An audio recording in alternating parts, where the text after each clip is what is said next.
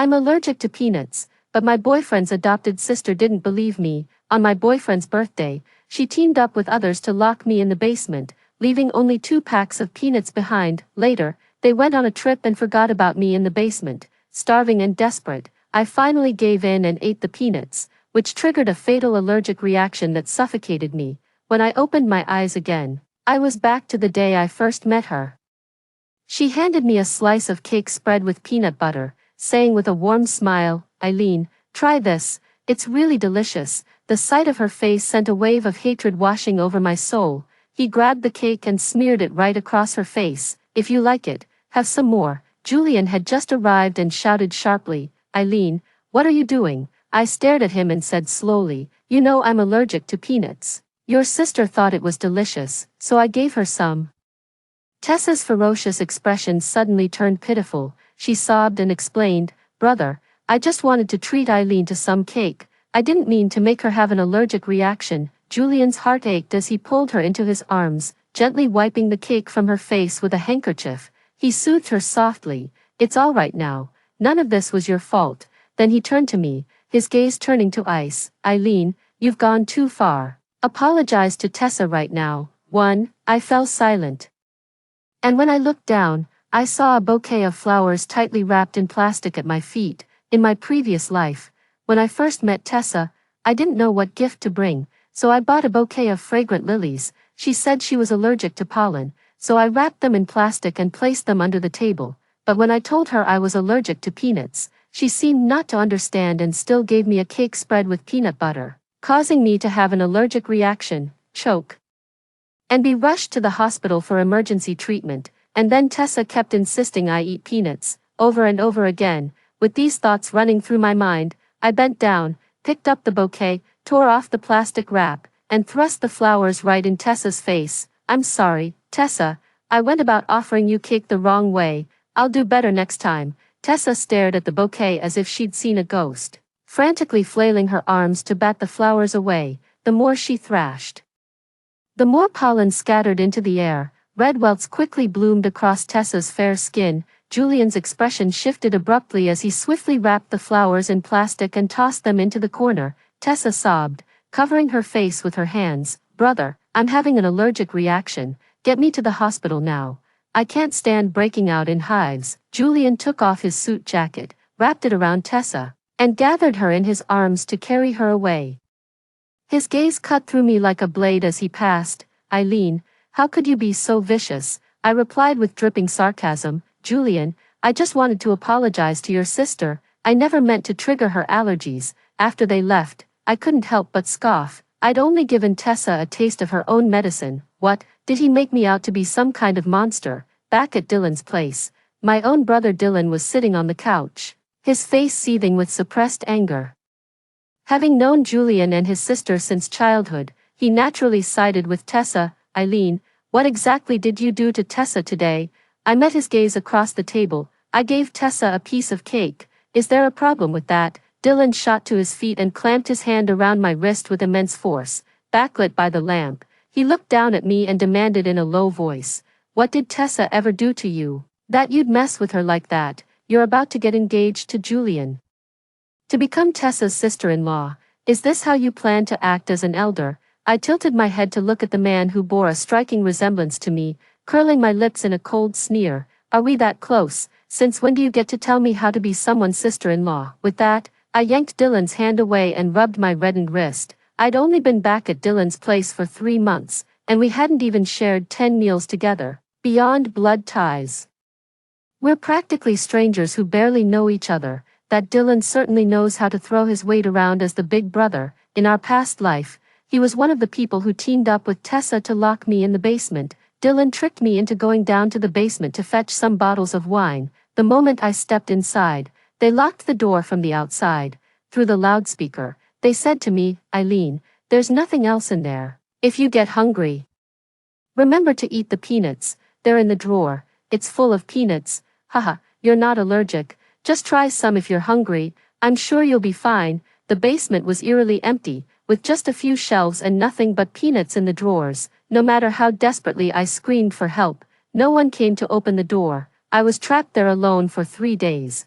and went hungry for all three. If I eat peanuts, I'll have an allergic reaction and suffocate. If I don't eat, I might starve to death. In the end, I chose to eat the peanuts, and then I choked. Just before dying, I thought I saw a blurry figure carrying me out. In a daze, I thought I heard someone say Julian and the others had gone on a trip. The memories I'd been deliberately ignoring began replaying in my mind like a slideshow. A suffocating agony, along with an intense hatred, suddenly washed over me, with red-rimmed eyes. I glared at Dylan, my breathing growing ragged. I clenched my fist and sent Dylan sprawling with a single punch. I work out regularly, so my punches pack a decent wallop. Dylan lay face down on the ground, bruised and bloodied with twin streams of blood trickling from his nose. Lay another hand on me, Dylan, and you'll regret it. After delivering my parting shot, I headed straight upstairs. I packed my bags hastily and walked out of Dylan's place without a backward glance. Just as I stepped outside Dylan's house, I ran into Julian again. He'd probably left his suit jacket with Tessa, still wearing the same tailored black shirt from lunch that hugged his athletic frame perfectly, radiating that mature masculine appeal. No wonder I was so infatuated with him in my past life, but having died once, I see right through him now. I looked up at Julian blocking my path, my expression detached. Excuse me, he pressed down on my suitcase, squinting his eyes. Where do you think you're going? We're getting engaged in 2 days. Come with me to the hospital and apologize to Tessa, then we'll check out the venue and properly prepare for our engagement. He started dictating my every move without a second thought, as if he'd completely forgotten he'd just berated me at noon. It's baffling how I ever put up with him back then. I even agreed to marry him and threw him a birthday party after he took Tessa's side. That first time we met, Tessa literally sent me to the emergency room. She showed up at the hospital with an apology gift that contained peanut products. After being repeatedly offended, I got so angry that I threw the gift box right at her feet. I'm sorry, Eileen, I really didn't mean to do it. These gift sets were recommended by others who said they're great for patients. That's why I brought them for you. She knelt on the floor, weeping as she gathered her things, a truly pitiful sight. Lying here in this hospital bed, I'm the one who ends up looking like the villain. Julian saw what happened and helped her up. Tessa meant well. Was that really necessary? She's young and bound to make mistakes. Don't be so nitpicky. We're going to be family soon. That time, Julian talked me into forgiving her, which only made her escalate her behavior later on. She actually put peanuts directly in my food and went around telling everyone I wasn't actually allergic. See? Eileen doesn't have a single rash, no sneezing or runny nose either. It's nothing like an allergic reaction. Oh, you mean choking? I can do that too. Then she grabbed her neck playfully, mimicking my choking performance. Whenever I tried to hold her accountable, they'd all make excuses for Tessa, saying she's just a kid who loves to fool around, and told me not to take it personally. Julian kept taking her side, and I kept forgiving her, which only made Tessa push her luck more and more. In the end, they actually locked me up, and Julian right here was an accomplice too. It was his birthday that day. The basement was in his villa. Why didn't he even look for me? I'm his fiancée, missing for days, and he still had the nerve to go on vacation. During those 3 days locked in the basement, I thought about a lot of things. I came to one conclusion: Julian never loved me at all. I kept imagining how I'd get back at him if I ever got out, playing out the scenarios in my head over and over. An apology, not a chance. If it's just to look at engagement venues, that's acceptable. Countless thoughts raced through my mind, but in the end I only conceded half a step, because when it comes to the engagement ceremony, I have my own plans. With Julian acting as mediator, Tessa and I maintained a surface-level civility. At the engagement venue, the floral wall was entirely artificial flowers, likely arranged by Julian specifically for Tessa. I wouldn't have minded artificial flowers in my past life, but this time, I wasn't satisfied, so I rejected them all. I prefer fresh flowers. Replace all these artificial ones. All the roses and lilies must be fresh. We'll create a flower wall and also display floral arrangements to fill the entire venue with their fragrance. Tessa immediately tensed up upon hearing this. Her pollen allergy made her fair skin break out in a rash that looked absolutely awful. Yet she couldn't bear to miss Julian's engagement ceremony. After all, she was determined to steal the spotlight and upstage me, the bride-to-be's sister-in-law. shooting me a resentful glare. She video called Julian, brother, Eileen, and I are at the venue. Aren't these floral walls stunning? She tilted her face up with a smile, striking her most flattering angle while subtly adjusting the camera to give Julian a clear view of the floral wall backdrop. She circled the floral wall once and let out a wistful sigh. I absolutely adore these decorations. The venue is already perfect, but Eileen still isn't satisfied and wants to change them. Could you talk to her and convince her not to make the changes? When the call was transferred to me, Julian's tone was calm yet left no room for argument. No need to change it. We'll hold the ceremony tomorrow. There's no point in delaying. Off-screen, Tessa raised a triumphant eyebrow and mouthed the words, "I win." I couldn't help but chuckle softly. Was that really something worth gloating over? I tossed her my phone and stormed off in feigned anger. After returning home, I watched through the surveillance feed as Tessa discussed with the staff about adding a shiitake mushroom dish to the menu. Eileen insisted we must add shiitake mushrooms because she loves them. Seeing this, I nodded in satisfaction and stepped onto the balcony with my half glass of red wine to enjoy the breeze. I'm not a fan of shiitake mushrooms, but Julian's grandmother is actually allergic to them. Tessa once used this exact trick to set me up. This time, I'm going to make sure her true colors are revealed. I threw my head back and drained the glass of red wine in one go, filled with anticipation for what tomorrow would bring. The next day at the engagement banquet, the elite of Jiangqing gathered in full force. Tessa, dressed in a white gown, sat on the brightly lit stage and played the piano with effortless grace. As the piece concluded, thunderous applause erupted from the audience. With a self-satisfied expression, Tessa's gaze swept across the crowd, and when her eyes met mine, she shot me a look of pure defiance. I gave a faint smile, waiting for her to make a move. Sure enough, Tessa drifted off the stage like a feather, approached Julian, and affectionately linked her arm with his. "Brother, I'd love to see Eileen perform too. I've heard she's really amazing." "Eileen, with all the elders and everyone here in River City today, why don't you give everyone a chance to really get to know you?" 3. Julian let her cling to his arm as he turned to look at me. I shook my head. "I don't have any special talents, so let's just forget it. In my previous life, I hadn't practiced the piano for so long that my rushed performance was completely overshadowed by Tessa's piece, the result of 3 months of dedicated practice." Later, that performance was deliberately posted online as a comparison, and I became the laughingstock of the entire internet. Here we go again with this trick. I'm not going on stage just to be her foil and make her shine. After all, performing isn't my forte. No need to fight for this little bit of spotlight. The ceremony is over. Let the banquet begin. Dylan's and Julian's families are seated at the same table, including Julian's grandmother. As the eldest present, she takes the seat of honor. Tessa pretended not to understand the seating arrangement and squeezed right next to her, eagerly serving her food. "Grandma, try this soup. Sister Eileen specially had it added. I'm sure it tastes wonderful." The old lady lifted her eyelids, glanced at her, and didn't refuse. I curled the corner of my lips, eagerly anticipating the drama that was about to unfold. The old lady is allergic to shiitake mushrooms, and there are shiitake mushrooms in the dish. This is going to be interesting.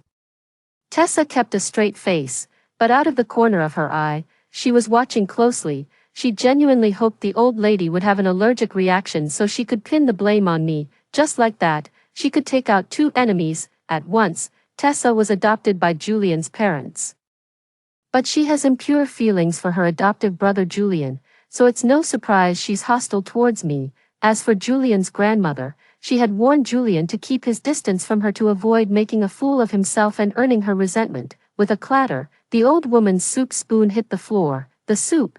There are mushrooms in the soup. Chaos erupted, and the old woman was taken away by an ambulance. All eyes were on me, Julian's face darkening with anger. "Eileen, I told you Grandma can't eat mushrooms. Why did you add this dish?" Everyone started whispering among themselves, just like in my past life, all convinced it was my fault. I blinked, squeezing out 2 tears. "I didn't. I never ordered this dish." Tessa hid behind Julian with a worried expression. "Eileen, you asked the planning company to make a lot of changes yesterday. Maybe you just forgot."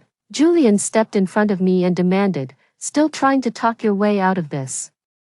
Even my own brother Dylan sided with Tessa, apologizing to everyone on my behalf as if my guilt was certain. With such grave accusations hanging over me, I found myself utterly defenseless, tears streaming down my face. I could only point upward. I didn't. Check the security footage if you don't believe me. If you trust me so little, then let's just call off this engagement. With that, I lifted my dress and ran out in tears. After leaving the hotel, I kept running while wiping away my tears. Then pulled out my phone to watch the live stream. Rich people's engagement parties sure are something. They even have reporters broadcasting it live.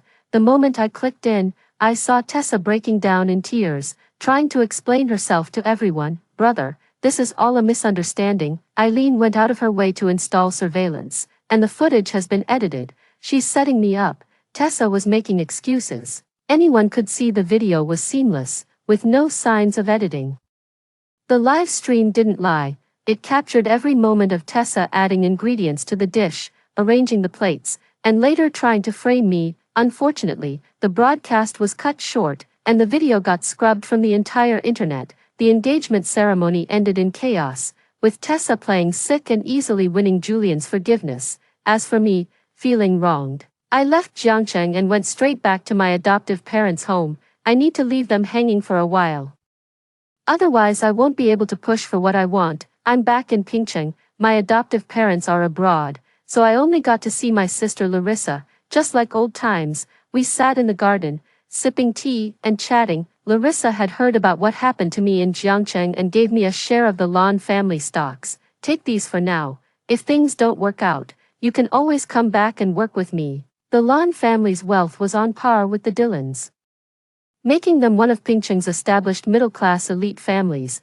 The Dillons only acknowledged me to arrange a marriage alliance with the Julian family. As it happened, Julian and I were already dating, so I naturally ended up moving to Jiangcheng. In my previous life, my sister Larissa worried I might struggle, so she gave me shares in U Corporation as a safety net. Even my foster sister offered some support, but Dylan's family and Julian wouldn't spare a single penny. So if they want to use me again, they'll have to show some real sincerity, otherwise I'm not going back. 2 weeks later, Julian finally showed up. I kept him waiting for 2 days before agreeing to return. While Julian stepped out to take a call during Larissa's dinner invitation, she shook her head at me. He's not good enough. Why are you going back to him? If you stayed in Pingcheng, I could line up dozens of men at his level for you. I winked at her and said, don't worry, sis. I'm not losing out on anything. Julian promised me a small company, and Dylan's family also gave me shares, which met my expectations. You little rascal, finally learning to be shrewd. I nodded smugly, taking it as a compliment. On the way back, Julian's phone kept ringing. He answered a few times, and each time it was Tessa's voice. Brother, when are you coming back? Brother, my pollen allergies are acting up again. I feel awful. Grandma yelled at me, sobbing. Brother, what should I do? The constant, brother this, brother that, was grating on my nerves, so I just bundled up in my blanket and went to sleep. When I saw Tessa again, her acting had gotten even better. She acted like nothing had happened, sweetly calling me, sis. I was rolling my eyes internally, but had to respond to her greeting outwardly. After all, Julian's birthday was just around the corner. The time was approaching when I'd be locked in the basement. We're going to settle all scores, old and new. On Julian's birthday, I felt an unusual sense of calm. After getting dressed, I tucked a small paper bag into my purse and headed to Julian's villa. As I stepped into the basement, a wave of hunger, fear, and suffocation suddenly washed over me. I took a deep breath and emptied all the pollen from the small paper bag into the drawer. When I reached the exit, I ran into Tessa. She was holding a bag in her hand. I know, that's the bag we used for peanuts in our past life. She had a moment of panic. But when she noticed my out-of-season haute couture gown, her confidence returned. Eileen, it's our brother's birthday today. Why are you dressed so shabbily? Even after you tried to sabotage me and turn brother against me, he still dotes on me. See, these are all the latest clothes and jewelry my brother picked out for me in advance. For, she lifted her chin and raised the hem of her dress, preening like a peacock showing off its plumage. I curled my lips slightly and uttered just one sentence. It's just pocket change. Besides, everything he has will be mine someday anyway. Her face contorted instantly as she charged straight at me. I squared my shoulders, and the moment she collided with me, she hissed in pain, "TCH, you're not even a real woman."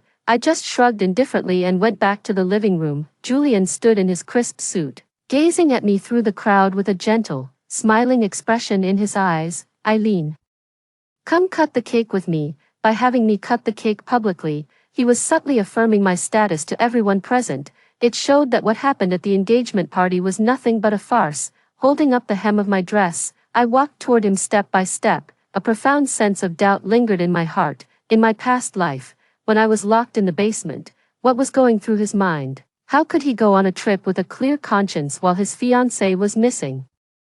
Julian's warm palm covered the back of my hand as we held the knife together, pressing down in unison. Suddenly, a piercing scream echoed through the villa. Tessa covered her face, ran out sobbing, and threw herself into Julian's arms. Dylan reacted even more strongly than Julian in the crowd, immediately stepping forward to hold her shoulders with a pained expression. Tessa, who did this to you? Angry red rashes covered Tessa's hands, face, and neck against her pale skin. Her hands couldn't conceal them all. She turned to look at me, sobbing uncontrollably, but refused to speak. Her silence spoke louder than words. The finger was pointed at me. Eileen, how could you be so despicable and vicious? Dylan lost all sense of propriety and started yelling accusations at me right then and there. None of the distinguished guests were fools. They all fell silent and turned their eyes to Julian. Ahem, if you're feeling unwell, you should go to the hospital. Julian's grandmother suddenly appeared, seated in a wheelchair and being pushed into the room. It looked as though she had just come from the hospital. Tessa instinctively shrank behind Dylan at the sight of her. Grandma, what brings you here? The elderly woman patted my hand and produced a will.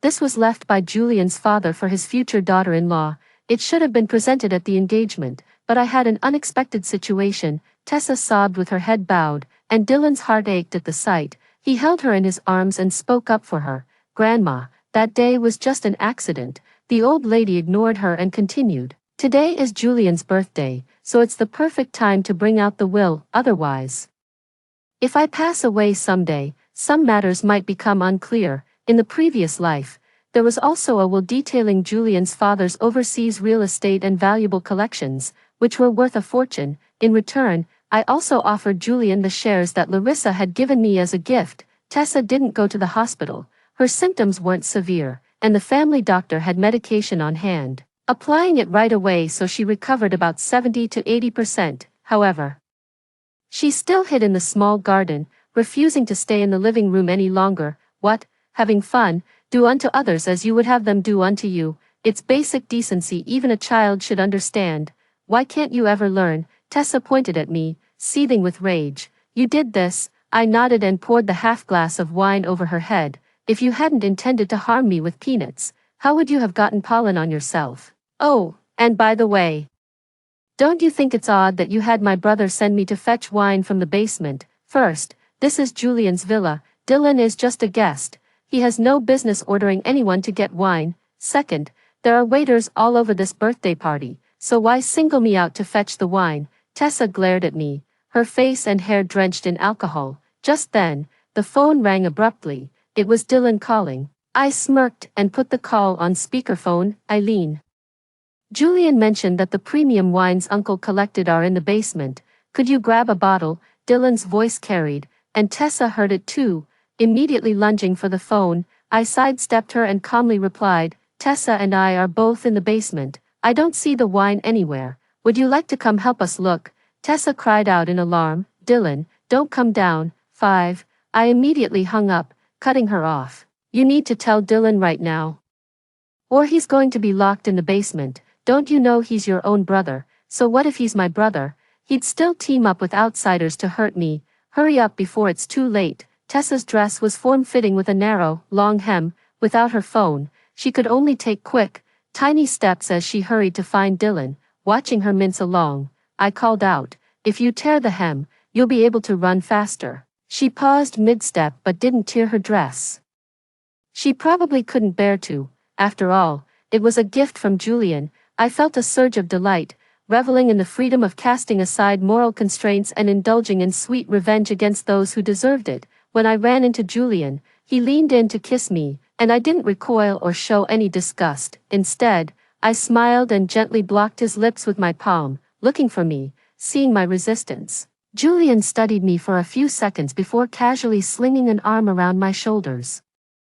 I'd like to strengthen ties with the Yu family and collaborate with your sister. What do you think? That's your business. No need to consult me, but there's no natural opening. If you could transfer your shares to me, Julian said it so casually, as if he were just making small talk. But then it hit me.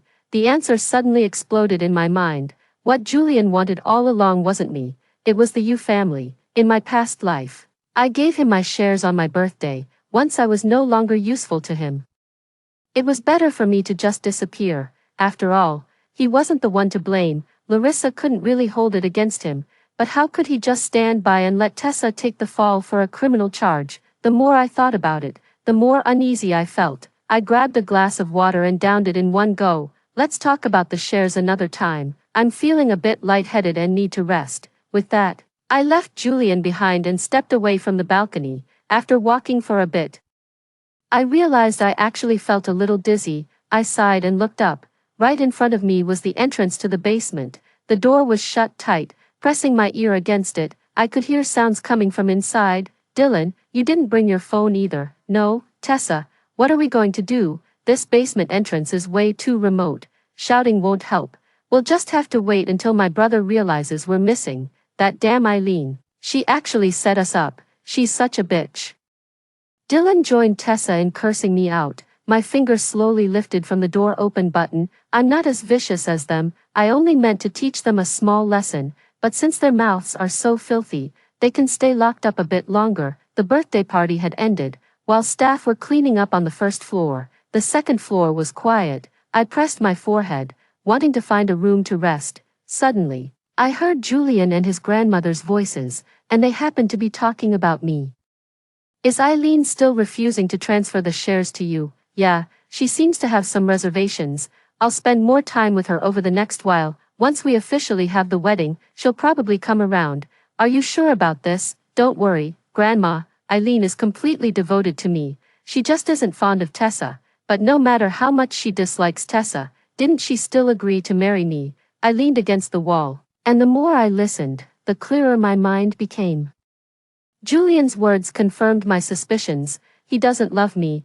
I'm just a tool he's using. Fortunately, since my rebirth, I no longer have any feelings for him. He's after my family, the Yes, and I'm after his, the Julians. Fair's fair. We'll just have to see who comes out on top. I pricked up my ears and kept listening. The old lady mentioned Tessa again, her tone dripping with disdain. We can't indulge Tessa too much. She's got big ambitions, Grandma. She still has her uses. An idea struck me. I pressed the intercom switch by the door, piping Julian and the old woman's conversation down to the basement. Let Tessa hear how her own brother really sees her. Dylan's quite taken with her. She might not be the sharpest tool in the shed, but her mother Zhao Jun is another story. Using her to keep Dylan on a leash is a smart move. That girl might not play along so nicely. Aren't you worried she'll turn on you? Julian paused for a few seconds before letting out a light, confident chuckle. Grandma, I'm her brother. She'll listen to me. As expected, Julian's intentions toward Tessa were purely utilitarian. His so-called doting was merely sprinkling some fertilizer to keep Tessa tethered. I shook my head, inwardly unsettled by the depth of Julian's cunning. I turned around and went to open the basement door.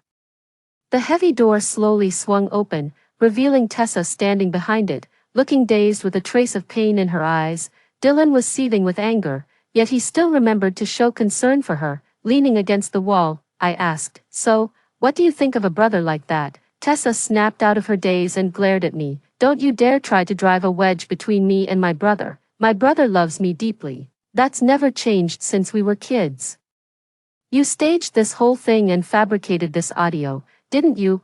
I was speechless at her self-deception and pointed at the speaker on the wall. "That's coming from the tea room on the second floor. If you don't believe me, go check if they're still there." The moment I finished speaking, Tessa tore her skirt and sprinted away. Dylan shot me a complicated look and followed close behind. I swept my hair back and stepped into the basement. The heavy door slammed shut behind me. But I felt no fear. I knew every inch of this villa by now. Ever since my rebirth, nightmares of being trapped in that basement had haunted me, leaving me restless. To eliminate any chance of being harmed again, I obtained the villa's blueprints early on, studying its layout while making my own modifications. For instance, a cell phone is hidden somewhere in the basement for emergency calls. For example, the last drawer compartment contains drinking water and dry rations for sustenance, as an example. A certain remote control can activate reverse audio monitoring. I pried the remote control from beneath the drawer, its underside still sticky, and pressed 2 to 2. Room 2 on the second floor is Julian's tea room. Brother, if you marry Eileen, will you abandon me? Don't be silly, you'll always be my little sister. Wah, then I want to get married too. With Dylan, let's discuss this further. Brother, do you actually want me to get married? Tessa's final cry was a shrill, broken sound.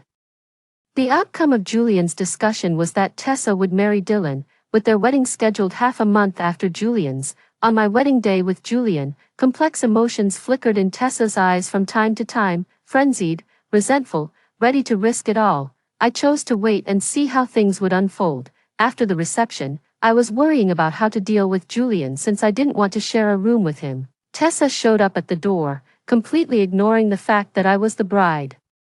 Dressed in a seductive nightgown, she grabbed Julian and said they had urgent business to attend to. Just minutes later, Dylan, who had stayed behind after the wedding, came looking for me too. He immediately launched into a barrage of accusations. Eileen, what on earth are you playing at? Mom offered you control of Zhao Corporation and you actually accepted. Then Tessa walks off with your husband and you don't even protest. Have you lost your mind? I raised a finger and wagged it slowly.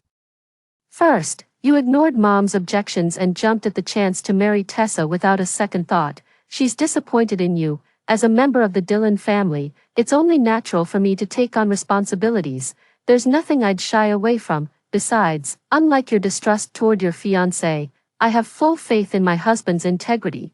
There's no need for you to come to me. That's all I have to say. You may leave now. With that, I closed the door without another word. I had a good night's sleep and slept straight through till morning. 6. I only found out this morning that Tessa had attempted suicide last night. She was taken to the hospital, and Julian stayed there with her all night without coming home. On my way to the hospital, I got a call from Larissa. Hey sis, what's up? Larissa snorted. I should be asking you that. Your sister-in-law really outdid herself, attempting suicide on her brother's wedding night. Even I heard about it. So, are you two sticking together? Larissa is actually worried about me. She doesn't know my plan and still thinks I'm in love with Julian, afraid I might get hurt. I wonder if she sought justice for me in our past life, after I died from that allergic reaction. In this world, if even she didn't stand up for me, perhaps I truly would have died with my grievance unheard. Hey, why aren't you saying anything? I snapped back to reality. I'm fine, just give me a few more days. If things really become unbearable, I'll file for divorce and leave. I wasn't lying, I will divorce Julian, but only after I get what I want. Tessa was making a scene just to keep Julian by her side. Even after hearing those words from the loudspeaker, she still couldn't believe that Julian, who had always been so affectionate toward her, was merely using her. To make matters worse, when Julian heard she was going to marry Dylan, he didn't even object, and that's what pushed her over the edge. On their wedding night, she seduced Julian, partly to get back at me, partly to keep him from spending the night with me, but mostly to confirm her place in his heart. How pitiful and pathetic. I still have to maintain my devoted persona and act jealous. When we arrived at the hospital, I adjusted my expression in the car mirror, pretending to be heartbroken. I even put eye drops in my eyes to create teary eyes. The moment I stepped into the ward and saw Julian keeping watch over Tessa, my voice caught in a quiet sob. Julian, have you been here all this time? Julian turned, a flicker of guilt flashing in his eyes. Eileen, I'm sorry, Tessa is sick. I can't just abandon her. I lowered my head, hiding the sarcasm in my eyes as I wiped away tears from the corner. I brought you some breakfast. Have it before heading to the office. Bro, I want some too. Tessa woke up just in time, eyeing the lunchbox in my hand with pitiful frailty. She ended up eating the breakfast from that lunchbox. Julian was deeply apologetic to me, and I told him I understood. I then offered to help out at the company. After that, I started working at Xiao's, assisting with various matters. Especially when Tessa was throwing particularly bad tantrums and Julian couldn't make it to the office, I would temporarily take over his duties. I'd coordinate with his executive assistant to keep things running smoothly. That day, I went to the hospital with the documents. Tessa pressed her lips against Julian's. I stayed silent, but Dylan, who was a step behind me, let out a pained cry. Tessa. The two people by the hospital bed immediately sprang apart. I turned and walked away.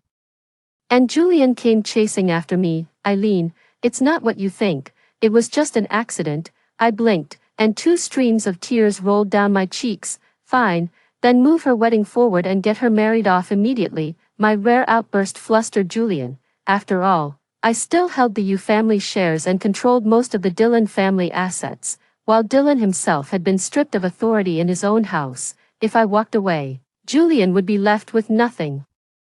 All his carefully laid plans would go down the drain. How could an ambitious man like Julian ever tolerate this? So he agreed to distance himself from Tessa and move up her wedding with Dylan. No, I won't get married. I won't leave you, brother. Eileen must have threatened you, didn't she? Tessa checked herself out of the hospital and went straight to Julian's place, throwing a tantrum and refusing to get married no matter what. She even threatened Julian, saying it's either her or me. I walked out of the study with a cup of coffee and splashed it right in her face. Are you done making a scene? You were the one who proposed marrying Dylan, and now you're the one backing out. Are we really doing this again? Tessa froze for a second, then started yelling, this is all your fault. You provoked me. That day, in the basement, I raised an eyebrow. What happened that day? Tessa stopped mid-sentence, suddenly falling silent. 7. She climbed down from the balcony and threw herself into Julian's arms, sobbing. She was afraid that if she exposed how Julian had been using her, the genuine feelings she thought they shared would cease to exist. Brother, I'll marry you. I will. Please stay with me. Sobbing, I couldn't be bothered to watch any longer, so I turned and strode away, my heels clacking sharply against the floor. Larissa's here in Jiangcheng. I'm going to spend some time with her, and by the way, I'm too busy to attend Tessa's wedding, though I did have Julian deliver quite the extravagant gift, a pair of jade-carved children figurines. 1 boy, 1 girl. What brings you the free time to go shopping with me? With a swift gesture of her hand, Larissa indicated several seasonal women's outfits, which the shop assistant promptly retrieved and presented. I picked up an item and held it against her, raising my eyebrows with a playful smile. My treat this time. I might need a few small favors from you later, sis, Larissa agreed without hesitation, then went on a shopping spree that mercilessly drained my bank account. Just as you and I sat down for afternoon tea, a breaking news alert popped up on my phone. Hashtag scandal in a wealthy family. Hashtag the Julian siblings. Hashtag, oh my god, the eldest son of the Julian family is involved with his adopted sister. The sister is absolutely insane. Not only did she expose the scandal at her own wedding, but she also revealed the Julian family's shady business practices. They're in for a world of trouble. Oh my, am I the only one feeling bad for that jade sculpture on the floor? Must be worth millions. Good eye, but the gossip is way more juicy. LOL. I skimmed through it, put down my phone, and took a sip of black tea. Larissa frowned at me. Is this what you meant by needing help? Are you planning to completely crush Tessa? I gazed at the tallest building in the city center and slowly shook my head. Sis, don't get me wrong. Why use a sledgehammer to crack a nut? You've got bigger fish to fry than this trivial matter. What I want is to take down the Julian family. Larissa's face lit up with a smile as she raised her teacup to clink with mine. Tessa finally realized Julian was just using her. Love turned to bitter hatred, driving her to madness as she fabricated lies about Julian's infidelity. When Julian slapped her right then and there, she snapped and exposed all the dirty secrets he'd been hiding, the kind that could land him in prison. With Julian in trouble and the Chiao Corporation in chaos, I was the only one who could step in and clean up the mess. Julian had been locked up for days, his face covered in stubble and his eyes heavy with gloom. The moment he saw me in the detention center, he said, Eileen, it's you, isn't it? I nodded, my face expressionless. So, you'd better come clean and try to get out of here as soon as possible, because on your birthday, I overheard your conversation with the old lady. His gaze faltered. He stared at me for a few seconds, then shook his head. There must be more to it than that. He was sharp enough to realize those words alone couldn't have caused such a drastic change in me. but I could never tell anyone the secret of my rebirth. Tessa didn't fare much better afterward. She used allergies to mess with me and others, even causing a death. She paid her way out before, but if this comes to light now, it'll land her in prison. Let her and her dear brother rot in jail. Dylan, that accomplice, is a fool. He's never actually committed any crimes under the penal code in this lifetime, but I hold a grudge from our past lives. In this one, I won't leave him a single cent. Congratulations, little sister, for taking down 2 families at once. Thank you, big sister. I don't need the you family's shares. Let's discuss a partnership instead. In this lifetime, I will not merely exist. I will truly live, and live well. That is the very reason I have returned. The end. Story 2. My name is Bella, and I'm an orphan. I have an extremely superstitious best friend, Sophia, who is like a little witch. After the zombie outbreak, relying on the large quantities of supplies we had prepared in advance, we chose to lie low and slack off, and thus managed to survive successfully. 1. On April 1st, 2035, April Fool's Day, I don't know which heartless person hacked into my computer and popped up a terrifying spoof window similar to the scenes in The Walking Dead. As soon as I turned on the computer, I saw a group of zombies gnawing on the head of an extra. The brain matter, mixed with splashing blood, filled the entire screen. The extra's limbs and lower body had already been torn to pieces by the zombies. His abdomen was ripped open, and both his small and large intestines were dug out. I've always been a timid person, and I was so scared that I let out a scream and dropped the computer. It was mealtime. My best friend Sophia, who lived next door, was originally cooking. When she heard the commotion, she rushed in directly from the connected balcony between our 2 houses, holding a knife. Bella. What's going on? What happened? In an instant, a little girl with double ponytails wearing a black Lolita dress appeared in the room. Half of her originally delicate and fair face was splattered with blood. The white apron tied in front of her was stained a large area red by some unknown red liquid. In her small hand, she was menacingly waving a knife that was still dripping with blood, looking quite imposing. What on earth are you? Damn, did she come straight from a dismemberment scene? I twitched the corners of my mouth, and the rest of my words were completely scared out of me by Sophia in this ghostly appearance. I was just killing a fish. Sophia looked down at her apron, and her eyes instantly showed indignation. Oh, by the way, you have no idea, that fish. For a long time after that, Sophia talked non-stop, vividly and with great gestures, describing to me how incredibly difficult it was to completely slaughter that fish. Well, actually, for just a fish, there's really no need to go to such lengths. I don't know how much time had passed, but Sophia finally noticed the slightly pale look on my face. She coughed a few times, then hid the knife behind her back and brought the topic back. So, what's wrong with you? You screamed so loudly, you scared me into thinking you had been violated. Upon hearing this, I came back to my senses, silently swallowed my saliva, and reluctantly pointed at the computer on the ground. Following the direction of my finger, Sophia picked up the computer on the ground with a suspicious look. On the pop-up window of the computer screen, a group of zombies were fighting over the extras. Well, probably the small intestine. Damn it, Sophia, who was caught off guard, had bulging veins on her face. Obviously, she was also taken aback. Bella, you really have a taste for such gruesome things. It's not like that. I cowered under the quilt and looked at Sophia pitifully. However, the next second, when my eyes accidentally glanced at the bloody scene on the computer, I felt so nauseous that my stomach churned. Before I could finish my sentence, I rushed into the bathroom. After that spoof video, I had a low fever for 3 whole days. Sophia, who has always been superstitious, thought something was wrong. How could I, who usually have a physical constitution stronger than a cow, have a fever just because of a spoof video?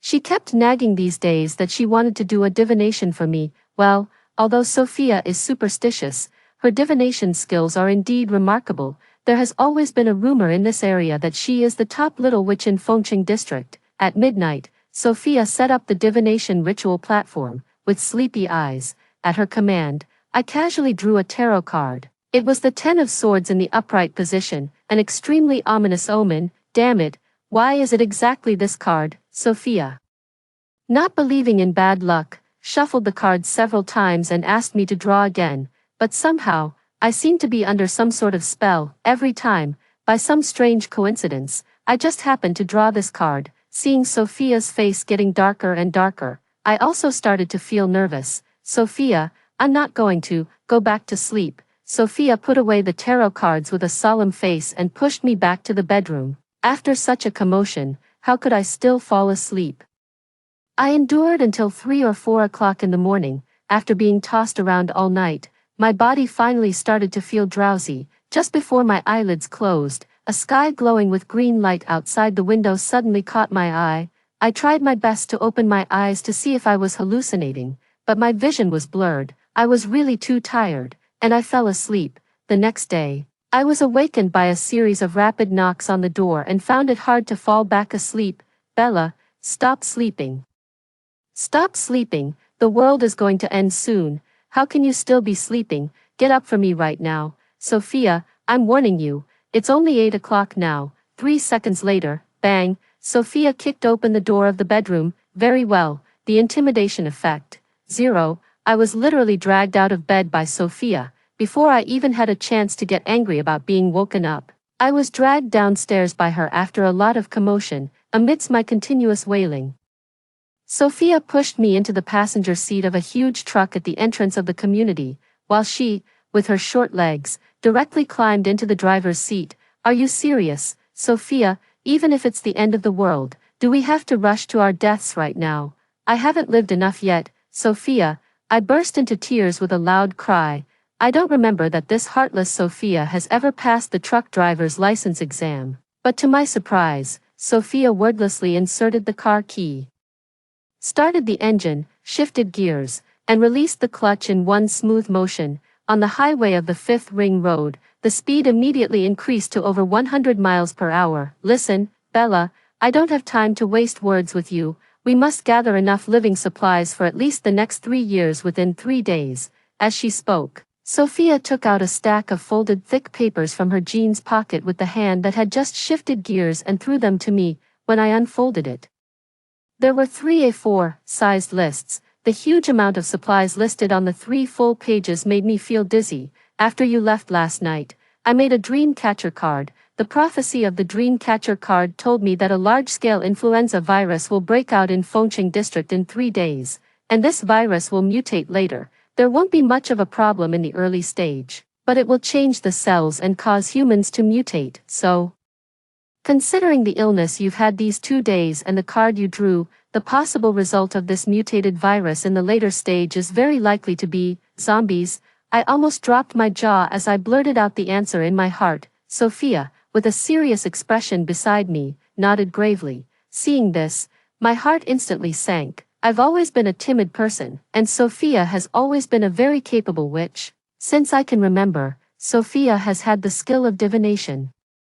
Relying on this unique skill, I managed to make a living in the divination studio that Sophia opened on her own, dream catching to foresee the future. This is Sophia's signature skill as a witch, using dreams to capture events that haven't occurred yet in the future. Sophia's prophecies have never been wrong. Realizing the seriousness of the situation, my hand gripping the list couldn't help but start to tremble. Am I going to turn into a zombie? However, Sophia glanced at me indifferently and said calmly, I asked my friend in the hospital to check your blood test reports from these days. This matter has indeed had some impact on you, but since you've been following me, you haven't been following me for nothing all these years. Don't worry, your genes haven't mutated, and you're still a normal person. After saying that, Sophia casually flicked the half-burned cigarette in her hand. The half-open window let the wind blow up the bangs on her forehead, fully revealing Sophia's exquisitely beautiful and flawless side profile. Before I knew it, my eyes were filled with tears. Was I touched? No, damn it. Sophia's cigarette ash got into my eyes, too, according to the information divined by the dream catcher card. There are still 3 days until the zombie outbreak. After arriving in the city, Sophia and I went our separate ways. She went to the construction company to find someone to renovate our house, and I went to purchase supplies according to the list Sophia gave me. Sophia specifically told me to go to a local warehouse supermarket that wasn't very well known. I remember that not far from this supermarket, There was a newly opened large brand supermarket. The things sold there should be more comprehensive, right? But Sophia told me not to worry about it. I was still wondering, and then I suddenly understood when I passed by the scene next door. That supermarket having a big promotion had a long line of people queuing up all the way outside the mall because of the discount activities, and the supermarket next to it had even fewer customers because of the big promotion next door. It almost reached the point of being completely overlooked. Sophia is so smart. According to Sophia's instructions, I used the secondary card she gave me to make the purchase in the name of a charity organization. I first went to the supermarket and applied for a huge shopping card. The manager in charge on the spot almost had his face split into a wide smile after I recharged the card. I secretly sighed in my heart. Sure enough, 9 out of 10 Lolita girls are rich, and the remaining one is extremely wealthy. And this enthusiastic manager also kindly asked if I needed the goods to be delivered to my door. I quickly refused. If the goods were delivered to the community, wouldn't it expose our situation? Thank you, our organization has a dedicated freight truck. Later, I'll trouble you to send a few staff members to help me move the supplies. Okay, no problem, absolutely no problem. Later, I'll come and help you move them myself. I nodded with a smile. This is the charm of money. After repeatedly declining the manager's offer to accompany me for the purchase, I led the 4 employees he assigned to me and went straight to the staple food and vegetable area first, and started moving the goods according to the list: 50 bags of rice, 30 bags of flour, 30 barrels of oil, 30 boxes of various seasonings, 10 boxes of hot pot bases, 50 bags of dried noodles, 20 boxes of dumplings, 20 boxes of wontons, 50 boxes of potatoes, 30 boxes of sweet potatoes, 40 boxes of corn, 30 boxes of pumpkins, 50 boxes of various vegetables, 100 packs of vegetable seeds that can be planted, and 50 boxes of eggs. In the meat area, since Sophia had told me in advance that we would go to the farm to buy freshly slaughtered pigs and cows, I only bought a small quantity: 50 pounds of pork, 50 pounds of beef, 30 pounds of chicken, 40 pounds of frozen shrimp, 50 boxes of fatty beef, 40 pounds of frozen fish, and 20 boxes of original cut steaks. It happened to be around the Spring Festival, so I also bought 50 pounds of cured meat and 80 pounds of the preserved sausage that Sophia loves the most. In the fruit area, I bought 30 boxes of oranges, 20 boxes of pears, 15 boxes of pineapples, 20 boxes of apples, 10 boxes of peaches, 30 boxes of lemons, 10 boxes of watermelons, 20 boxes of passion fruits, 15 boxes of mangosteens, 15 boxes of lychees, 5 boxes of mangoes, and 20 boxes of pomelos. Sophia is usually the most gluttonous. After buying these, I rushed to the snack area without delay. I bought 40 boxes of potato chips, 25 boxes of candies, 30 boxes of Liziuan milk drinks, 20 boxes of AD calcium milk, 15 boxes of melon seeds, 20 boxes of ham sausages, 10 boxes of shrimp crackers, 15 boxes of dried pork slices, 18 boxes of dried beef, 30 boxes of spicy chicken noodles, 20 boxes of biscuits, 30 boxes of spicy strips, 20 boxes of bread, 30 boxes of Coke, 30 boxes of Sprite, 30 boxes of pure milk, 10 boxes of canned milk powder, 30 boxes of luosafen noodles, 50 boxes of self-heating hot pots, 50 boxes of self-heating rice, 50 boxes of instant noodles and crossbridge rice noodles. Oh right, and also what Sophia specifically told me to buy: 20 boxes of wine and 30 boxes of cigarettes. Finally, daily necessities couldn't be left out either. I bought 30 boxes of hand warmers,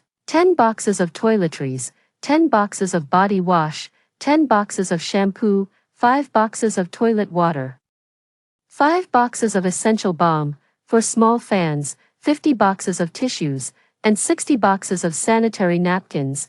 It should be enough to last until Sophia reaches menopause. Right, when I was leaving and passed by the furniture and general merchandise store next door, I couldn't help but buy 2 double-door refrigerators, 4 large freezers, 5 wok pans, 3 frying pans, 2 pressure cookers, 2 induction cookers, 2 ovens, and 2 treadmills. To prevent extreme weather, I also bought 10 quilts, 5 electric blankets, 10 summer quilts, and 10 sets of Sophia's home clothes for all seasons, as well as 5 pairs of slippers. When I led the staff from the mall who were moving the goods to the garage, Sophia, who had been informed in advance, had already driven the truck in. Sophia and I helped the staff move the goods for a full 3 hours before loading them all onto the truck. It was already the early hours of the morning when we arrived at the community. Fortunately, it was already late at night, so no one would notice when we were moving the goods. When Sophia first entered society, she received a big order and suddenly became very wealthy. To make it convenient for us to live, she bought 2 apartments on the top floor of the community. The 2 apartments together had an area of over 300 square meters, and it also came with a rooftop sky garden as a bonus. Sophia had been busy at home for half a day today. First, she asked the people from the construction company to avoid the load-bearing walls and knock down one side of the wall that separated the 2 houses to create a hidden door. Several rooms that were usually used for storage were also knocked down together with the unoccupied guest rooms to create a larger storage space, and the 2 innermost rooms were separately made into a cold storage room and a constant temperature room, specifically for storing fruits and food that were prone to decay and deterioration. She showed me one by one that all the glass had been made into bulletproof and explosion-proof glass. The originally connected balcony was directly blocked by a wall. The only small window that was 1 meter long and 1 meter wide that was left was also made into an explosion-proof window and pasted with an anti-peeping film. Sophia had looked up a lot of information. She had the walls and floors filled with top-level soundproof panels. The doors of the 2 households were replaced with 50 centimeters thick explosion-proof iron doors, and an additional inner bolt as thick as an arm was added inside. Outside the door, 2 large iron doors were added, which would block the door that led directly to the elevator when one entered the house within the line of sight. The rooftop was originally an open sky garden. Sophia used to cherish it very much and wouldn't let me in, for fear that I would step on her flowers and plants. But when I came in this time, the first thing that caught my eye was a mountain of barreled water that almost filled 2/3 of the area. I really didn't expect that Sophia could actually have someone build such a large shed on the rooftop to protect the most important water resource within half a day. Moreover, an electric fence that was 5 meters high was installed around the rooftop and above it, which was directly connected to the 10 newly installed solar panels on the rooftop. A large part of the small flowers originally planted around the perimeter were also gone. Instead, it was plowed into a piece of muddy land waiting to be developed. You have no idea.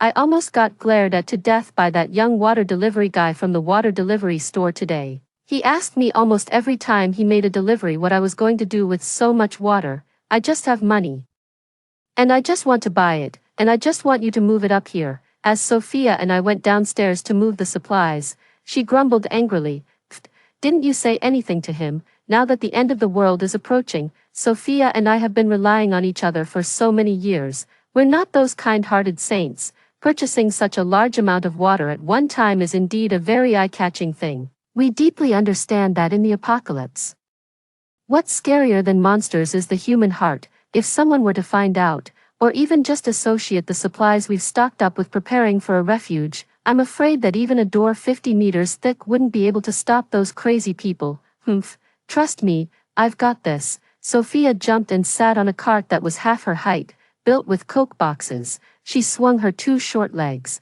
opened a bottle of Coke with one hand. "Tell me how you did it." At that time, I was holding a shovel and pointed at the piece of land where we planned to grow vegetables. I told that guy that I was going to build a swimming pool on the rooftop. I said I would only feel at ease swimming if it was filled with their pure water. Pfft, did he believe you? Yeah, he did. You could tell that he thought I was crazy. Ha ha ha ha ha ha ha ha ha ha. Of course, I didn't believe it either. Later, after I repeatedly coerced and bribed her, Sophia finally told me the truth. It turned out that she had secretly given a tip that was even more expensive than the thousands of barrels of water. Only then did the water delivery guy happily deliver all the water. Sigh, what a spendthrift. Throughout the rest of the night, Sophia and I didn't feel sleepy at all. We put the supplies we had purchased today into a small cart and carried them up one by one using the elevator. It was almost dawn when we finally finished moving everything out of the 3 large storage rooms formed by combining the 2 apartments. 2.5 of them were completely filled. Sophia took inventory of everything one by one and was very satisfied. She told me that the remaining supplies would arrive tomorrow. What? You're really better at stockpiling than a hamster, lady. Countdown to the zombie outbreak. 2 days. After moving the things, Sophia and I didn't dare to sleep much. We set an alarm for a few hours and early in the morning, we arrived at the farm where Sophia had ordered the meat. Sophia had ordered 5 freshly slaughtered pigs, 3 freshly slaughtered cows, 2 freshly slaughtered sheep, 20 geese, and 20 ducks from the farm owner. We also bought 30 slaughtered chickens. At first, when we saw a group of little chicks, we had the idea of raising chickens, but fortunately, Sophia pointed out that the 2 of us lazybones would definitely forget to feed the chickens. So we immediately gave up on that idea. Anyway, the eggs we had stocked at home were enough for the 2 of us to eat for a long time. If necessary, we could set up a greenhouse for cultivation later. When we went to pick up the goods, the farm owner had already prepared everything. He was also a bit puzzled as to why we had ordered so much meat. We explained it by saying it was for an organization's donation. After learning about it, the farm owner warmly gave us 5 boxes of free-range eggs. He also asked someone to help us load the meat onto the truck and praised us for our kindness. It's really not easy for you kids of your age to be volunteers. Looking at you, you both seem like minors. These boxes of eggs are just a little something from me for you to eat and replenish your bodies and grow well. Upon hearing this, Sophia and I exchanged a look at the same time. Kids? What kids? Who looks like a minor? Before leaving, we quietly stuffed the money for the eggs on the farm owner's meat stall table. We told him to stock up more supplies just in case, citing the serious situation of the pandemic. Take care. 3. After transporting the truckload of meat back, Sophia and I exerted a great deal of effort to carry it upstairs. Fortunately, it was the day for nucleic acid testing in the community, and it was also a weekday. Everyone was gathered at the nucleic acid testing site, and our building was located relatively at the back, so not many people paid attention to us. Sophia spent the whole afternoon chopping the meat, and I divided the meat pieces into portions and put them into the newly bought large freezers one by one, and then pushed them into the cold storage room. While chopping the meat, we also took the opportunity to test the sound insulation inside the house. Sophia's big knife was making such a loud noise that it almost seemed to shake the roof apart. But I didn't hear a single sound outside the door. The money spent on this is really worth it. In the evening, the things that Sophia had bought online arrived: hair accessories, jewelry, skin care products, cosmetics, and pairs of little skirts and small shoes. Sophia, we still have to look beautiful even when we're staying at home. Me, you're already beautiful enough, miss. Although Sophia loves beauty, she's still sensible. Besides the little skirts, she also received 4 emergency generators, diesel, a water purifier, candles, a bunch of self-defense tools, tarot cards, medicine, recipe books, dumbbells, 3 drones, and a pile of books. Among the self-defense tools, there were actually 2 realistic-looking imitation pistols. Are these real or fake? I weighed them in my hand. In terms of weight and appearance, they really didn't look like imitation ones at all. These things shouldn't be available for sale online, right? What do you think? Sophia calmly took a sip of her hand-ground coffee.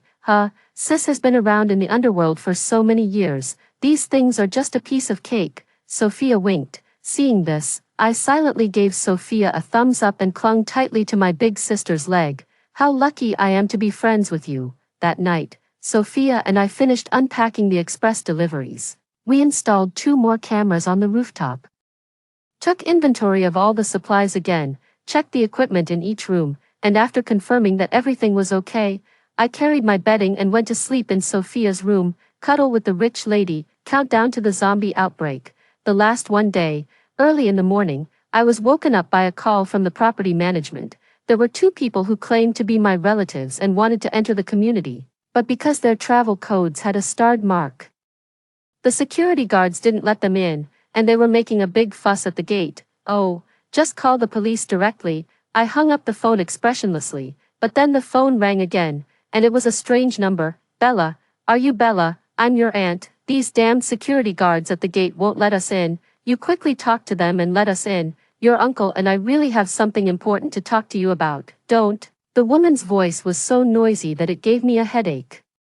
What a joke. after being an orphan for over 20 years, someone is coming to claim me now. But at noon that day, I was still called by the police station to pick them up. Fortunately, the police station in this community was right at the entrance of the community. I didn't tell Sophia and went there directly. As soon as I entered, I saw a middle-aged man and woman with an unfriendly appearance, accompanied by a shy little boy of 7 or 8 years old, who were arguing non-stop with the police in the hall.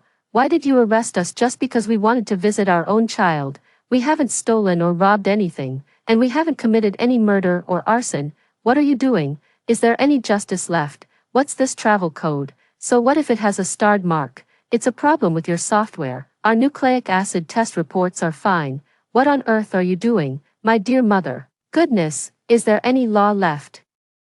The police are bullying people." With a wave of her hand, the woman directly started acting like a shrew, collapsing on the ground and wailing. The young police officer beside them, who was trying to mediate, patiently explained a lot to her, but the woman just wouldn't listen. I took a deep breath, indicated my purpose to the person registering at the door, and entered the mediation room. "Bella, so you're Bella. The girl has grown up so much. Let your aunt take a look at you." When the woman saw me appear, she quickly put away her shrewish behavior. A glint of shrewdness flashed in her naked gaze. I stepped back calmly and dodged the woman's touch. "I grew up in an orphanage. I don't have any parents, so where did this uncle and aunt come from?" "Oh my, Bella, look at what you're saying." Sigh. Your parents had no choice back then. The whole family was extremely poor. There was even a famine in our remote countryside back then. Where did we have the money to raise another girl?" As she spoke, the woman squeezed out 2 tears from the corners of her eyes and pretended to wipe them away. "Actually, your uncle and I tried to persuade them. It's just one more mouth to feed, but your parents really had a hard time. They originally planned to give you to a wealthy family that couldn't have children so that you could live a good life. Who would have thought that this family would go back on their word and send you back in just 3 days? Your grandfather went to pick you up, but he lost you on the way. Your uncle, your parents, and I searched for you day and night for 3 days. We searched every corner of our small, poor place but couldn't find you. Our poor child. Oh, then I should thank you." "Humph, only a fool would believe that. Don't be so distant, Bella." Sigh. "It's probably karma. Your parents had an accident on the tractor when they went to sell rice the year before last. They both died in the car crash, leaving only your little brother. Your grandfather also had a stroke and is paralyzed this year. It was only on his deathbed that your grandfather was willing to admit that he sent you to the orphanage. That's how your uncle and I found the orphanage and learned about you." Sigh. "I should have donated less money to the orphanage every year." I took a look at the little boy who had been hiding behind the crowd. His skin was dark, his eyes were full of timidity, his black hair was messy, and he had a thin and long little braid. What a pity, he doesn't look like me at all. "Ah, by the way, this is your birth certificate and your household registration certificate. I remember that when you were just born, you had a birthmark on but that looked like a heart, right?" In the end, after verifying their identities and waiting for the nucleic acid test results to come out, the police officer asked me to take them out of the police station. "All right, tell me what you want from me." Well, Bella, actually, it's not a big deal. The thing is, we still owe a sum of money for burying your parents. Your uncle wants to start a small business in Fengcheng recently. You're quite well off now, aren't you? Seeing how well you're dressed and how much money you donated to the orphanage, could you please lend your uncle some money first? Also, regarding your little brother's schooling, the teaching environment in the countryside is really poor. This child is already 8 years old and has just started the 1st grade. Your grandfather is old and paralyzed, and he can't take care of him anymore. Your uncle and I already have 3 children, and it's really difficult for us to take care of him too. How much do you need?" Upon hearing this, the eyes of the 2 people across from me lit up. "Quick, tell the child." The woman anxiously nudged the man who hadn't spoken yet. 30,000. The man swallowed hard and blurted out the amount. I nodded and laughed out of anger. Sure, they're really asking for an exorbitant amount. The 2 of them were overjoyed and almost exclaimed in unison, "Really? Yeah, of course. I really want to thank you, uncle and aunt, for allowing me to recognize my ancestors and return to my clan after all these years, but I don't have that much cash on hand right now. I'll have to go to the bank to withdraw it tomorrow." "Oh, okay, it doesn't matter. Then how much money do you have on you now? Transfer some to us first for now. The man put his hands in his pockets and looked at me warily, but the greed in his eyes was almost overflowing, to dispel their doubts. I finally transferred 5,000 yuan to their Apple Pay account. It's getting late today, I've booked a 5-star hotel for you, you can go there and rest for a while later, I'll transfer the money to you tomorrow. Oh, actually, there's no need to be so troublesome, why book a hotel, we can just make do and sleep at your place, it's a waste of money, I sneered, how could that be, Aunt? It's not easy for you and Uncle to come here, of course, you should stay in a nice place. Okay, what a sensible child. 4. Are you serious, Bella? You really transferred money to them, you spendthrift. After I settled those people in a nearby hotel and turned back, I ran into Sophia, who was standing in front of a snack stall at the entrance of the community. Under her repeated questioning, I finally told her the truth. Yeah, let's just think of it as paying to avoid trouble. Those two troublemakers will definitely not stop causing trouble if we have a falling out with them now. I snatched the squid skewer from Sophia's hand and took a big bite, seeing how they made a scene at the police station and in the community today. If we don't give in and offer them some benefits first, they won't let it go easily. At this critical moment, it's better to avoid unnecessary trouble. After today, maybe I'll be a complete orphan again, whether the zombies will break out or not, and whether they will survive or not. It's all up to fate, they didn't come earlier or later. They just had to come at this time. It's really disgusting. Sophia spat out a mouthful of saliva, looking furious. It's really ironic. I shook my head with a smile. Okay, let's not talk about them anymore. Let's see if there's anything else we need to buy. Our days of outdoor activities are coming to an end soon. Just as I mentioned it casually, Sophia went to a nearby popsicle wholesale store and bought 10 boxes of ice cream, planning to push them home when passing by the seafood market. She also bought a few small fish fry and shrimps on a whim. When we reached the entrance of the community apartment building, Sophia suddenly stopped, put down the fish tank, turned around, and pulled out a little boy by his braid from behind the flower bed. Little brat, why have you been following us? Sophia glared fiercely at the little boy. You followed us all the way from South Street to the community. What, do you want to follow us home? Seeing this, the boy's cheeks turned red, and the timidity in his eyes immediately turned into fear. Did they send you? I grabbed Sophia's hand and let go of his braid. The boy shook his head vigorously, shrank into the corner, and refused to say a word. More and more people were passing by nearby, and they were casting curious glances at us. Go back first. I tried to pull him up, but he was as stubborn as a mule and just refused to move. I was almost out of patience with him. Fine, I'll call them to pick you up. As soon as I said this, the boy was like a frightened deer, full of fear. He squeezed out a faint sound from his hoarse throat. No, what? No, don't give them the money. The boy seemed to use all his strength to finally finish this sentence. After saying that, he got up and ran away as fast as he could. Sophia and I looked at each other in surprise. Sophia, is he your little brother? Me? I guess so. Sophia, he looks quite like you. Me? As expected, that night I received a flood of messages from my aunt, Arya. Each message seemed like words of concern, but in reality, they were all full of probe and hypocrisy. She would send about 10 messages, and I would only reply with one. If it weren't to put their minds at ease and get them to go back to the hotel, I wouldn't have added her on Instagram at all. Finally, I casually asked about the little boy. His name was Lucas. Arya said that the boy was timid and went to bed as soon as he got back to the hotel after dinner. There really wasn't a single truth coming out of this family. A timid person wouldn't dare to follow 2 adult women alone in a strange place. He was really something. I figured that he followed us with the tacit approval of his parents. That night, Sophia and I hardly slept at all. We talked for most of the night, whether it was on the internet or in our Instagram moments. Everything was as peaceful as ever. It was just that there were more hot searches and topics about the flu. In the early hours of the morning, Sophia brought a pile of snacks to the bed and opened a bottle of wine, red wine with spicy strips. Won't we get poisoned? Sigh. But I didn't think much about it. On this last peaceful night, Sophia and I fell asleep drunk. When I woke up again, I was woken up by the heavy metal music that Sophia was playing. The feeling of a hangover combined with the rock music really made me want to die. Oh, you're awake. I frowned, reached out my hand, and turned off Sophia's stereo. When I looked up, I saw her meditating on the balcony. What time is it? It's already 1 o'clock in the afternoon. Has the zombie outbreak happened? Sophia took a look downstairs from the bay window. No, it hasn't. No, my heart skipped a beat. Was I dreaming?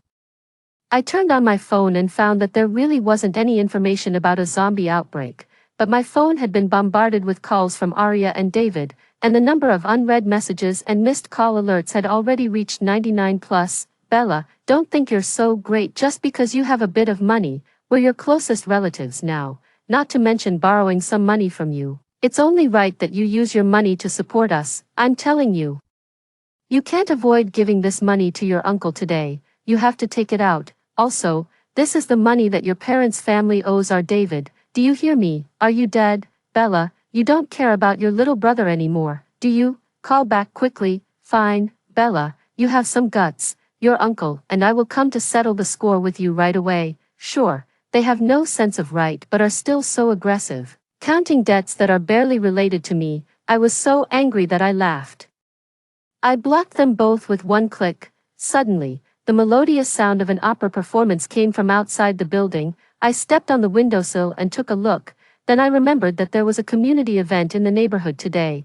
They had set up a stage in the square for a show. Sophia and I were both puzzled and relieved that nothing had happened, but we didn't dare to go downstairs rashly. The bay window happened to face the square. The event had already started, and we could see a group of residents gathered around the stage. Most of them were elderly people with children, who had brought small stools and sat in a circle to watch the show. I lay on the bay window to bask in the sun, while Sophia kept sorting out the tarot cards. 5. This isn't right. This isn't right. What's going on? Mia said it was today. What's going on? Come on, stop worrying about it. It's okay to make a wrong prediction once in a while.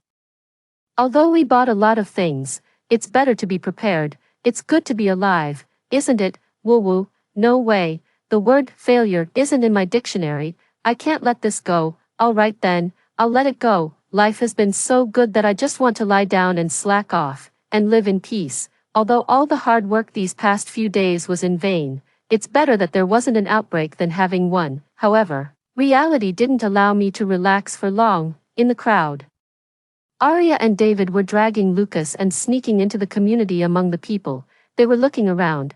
The two of them were beating and scolding Lucas, shoving him, and it seemed like they were forcing him to lead the way. TSK, just as I expected, seeing that the three of them were about to walk in the direction of our building, I gripped my phone tightly and was about to call the property management. Suddenly, a crazy stray dog rushed out from the artificial rockery in the downstairs greenery and ran straight into the crowd. The first person it pounced on was an old man who was walking with a cane to watch the show. In just 5 seconds, the crazy stray dog mauled the old man beyond recognition. The scene immediately turned into chaos. There were also people around who tried to stop the stray dog and capture it, but it would pounce on and bite anyone it could reach. No matter how others threw things at it, it refused to let go even though it was covered in blood. Just like that, after the stray dog continuously attacked 7 or 8 elderly people and children, the property management and security guards finally showed up. They caught the dog with electric batons and a net and killed it on the spot. The incident happened so suddenly that when I thought of Arya and the other two again, they were already out of sight. At the same time, the community group where people were watching the commotion also exploded. Sleepy, holy cow, whose stray dog is this? It's so brutal. Sleepy, video, Mia, oh my god, this is so cruel. Is it rabid, watery? I've never seen this dog before. Have you guys seen it in the artificial rockery before? Ruby, no, there are only a few dogs that people feed in the community. Why is this dog so fierce? It doesn't look normal. Its eyes are all white. Guard, I'm just asking, are those who were bitten still alive? About 10 minutes later, the sound of ambulances arrived one after another. I called Sophia over to watch together. This isn't right. At that moment, the people who were bitten were quickly carried onto stretchers. What's wrong? Sophia didn't answer me. Her gaze was still fixed on the injured people on the stretchers downstairs, and she started counting down. 10, 9, 8, 7, 6, 5, 4, 3, 2, 1, damn it. As Sophia finished speaking, The injured people on the stretchers who had been bitten by the dog suddenly started twitching collectively. A group of nurses and doctors around them tried to press and control them, but the speed of the mutation was too fast. Almost instantly, those people twisted their bodies continuously and quickly pounced on the medical staff around them to bite them, just like the crazy stray dog earlier. This scene was so bloody that it was almost identical to the prank video we received before. Originally, there were still onlookers who were curious and watching the scene, but now they started to flee in all directions again, and the community was in complete chaos. On the other hand, news of people being infected and mutating all over the place also started popping up in my phone messages. It wasn't just our community, attacks also occurred in hospitals, shopping malls, schools, companies, and other crowded places. The source of the infection and spread was unknown. It just so happened that in our community, it was a stray dog that started it. Some of the videos taken on the fly were like scenes from hell on earth. I hugged Sophia and looked at the mutations downstairs with lingering fear. On April 8, 2035, the zombie outbreak still happened. As expected, the little witch never makes mistakes, but in the early stages of the zombie outbreak, it seemed that everyone didn't realize the seriousness of the problem. That afternoon, there were still people in the community group organizing to drive away in groups. This group of people gathered at Building 5. They were some young men and women. The self-defense tools they brought included clothes drying poles, bench legs, mops, and some even picked up a few broken branches from the greenery at the entrance of the building when they went downstairs. The result was predictable. The zombie parade had a new batch of young main forces. Sophia and I observed these zombies from the bay window until it was dark. Their eyes were infected and all white.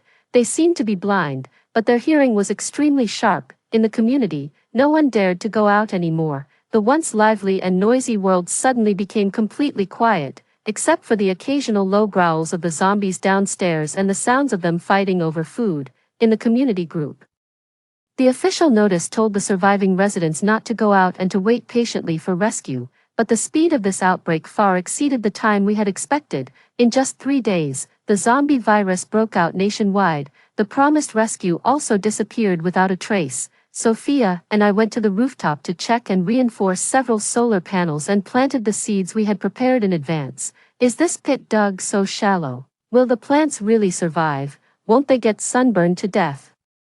Sophia looked at the pit suspiciously and dug it a little deeper with a small shovel. Okay, if it's any deeper, the plants will suffocate. 6. I stopped Sophia's fidgety movements and scattered the seeds into each pit one by one. The weather at this time of the year was neither too cold nor too hot, and there was plenty of rain. We planted the vegetables that Sophia and I usually ate, by the way.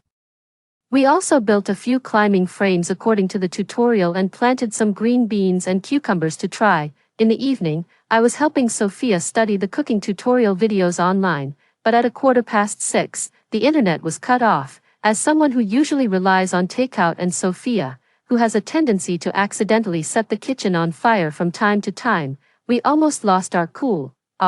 Did that blogger say to put the soy sauce first or the salt first? Should it be enough to boil these bones for 20 minutes? I think it would taste better if we add some vinegar. In the end, with Sophia's efforts, we took out the self-heating hot pot again and also brought out the recipe books that we had originally hidden away. Sigh. After considering so many things, we still missed this. We should have installed a network booster in advance. On the 7th day of the zombie outbreak, the water and electricity in the community were cut off. Fortunately, it rained a lot in April, and the weather wasn't too hot. I carried 30 buckets of water from the balcony to the storage room. Not long after, I found that Sophia had taken apart my large bathtub. Sophia, what are you doing? What's wrong? Sophia looked up with a confused expression, then looked at the screwdriver in her hand and smiled sheepishly. Come on, the capacity of this large bathtub is just perfect for collecting water for flushing the toilet. It's been raining a lot recently, so we should store more water.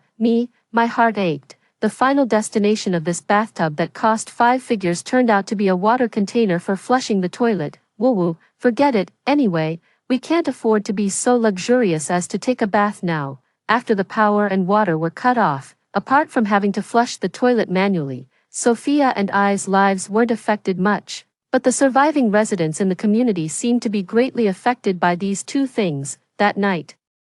According to Sophia and I's observation, there were no less than 10 groups of residents who escaped from the apartment building. Among these people, a small number of them managed to drive away successfully, but more people's mental states collapsed, and they weren't so lucky. They ended up being eaten by the zombies. In just one night, the density of zombies in the community was so high that it made one's hair stand on end. The doors of several buildings weren't closed properly because the people who escaped last night were in such a hurry. The entire building even became a feeding ground for the zombies. The cries of the people downstairs and the roars of the zombies could be heard non-stop. The light rain was still falling patter. The rain didn't seem to have any effect on the wandering zombies downstairs, and without realizing it, a scarlet river of blood had formed on the low-lying ground in the community. I put down the binoculars, closed the curtains, and felt a little lost. If it weren't for Sophia's prediction, I would probably have gone downstairs to watch the show out of curiosity on the first day of the outbreak and died on the spot. Thinking of this, I couldn't help but look at Sophia in the kitchen, who was seriously struggling with the recipe. Well, I'll give her some face in the future, eat more, and not waste food. On the 10th day of the zombie outbreak, Sophia and I were huddled in the living room, watching Train to Busan for the third time. Suddenly, a woman's scream came from outside the door. Coincidentally, the scene in the movie also showed the female train conductor being pounced on. I thought I was hearing things. Did you hear that? You heard it too. We tacitly moved closer to the door and peeked through the peephole.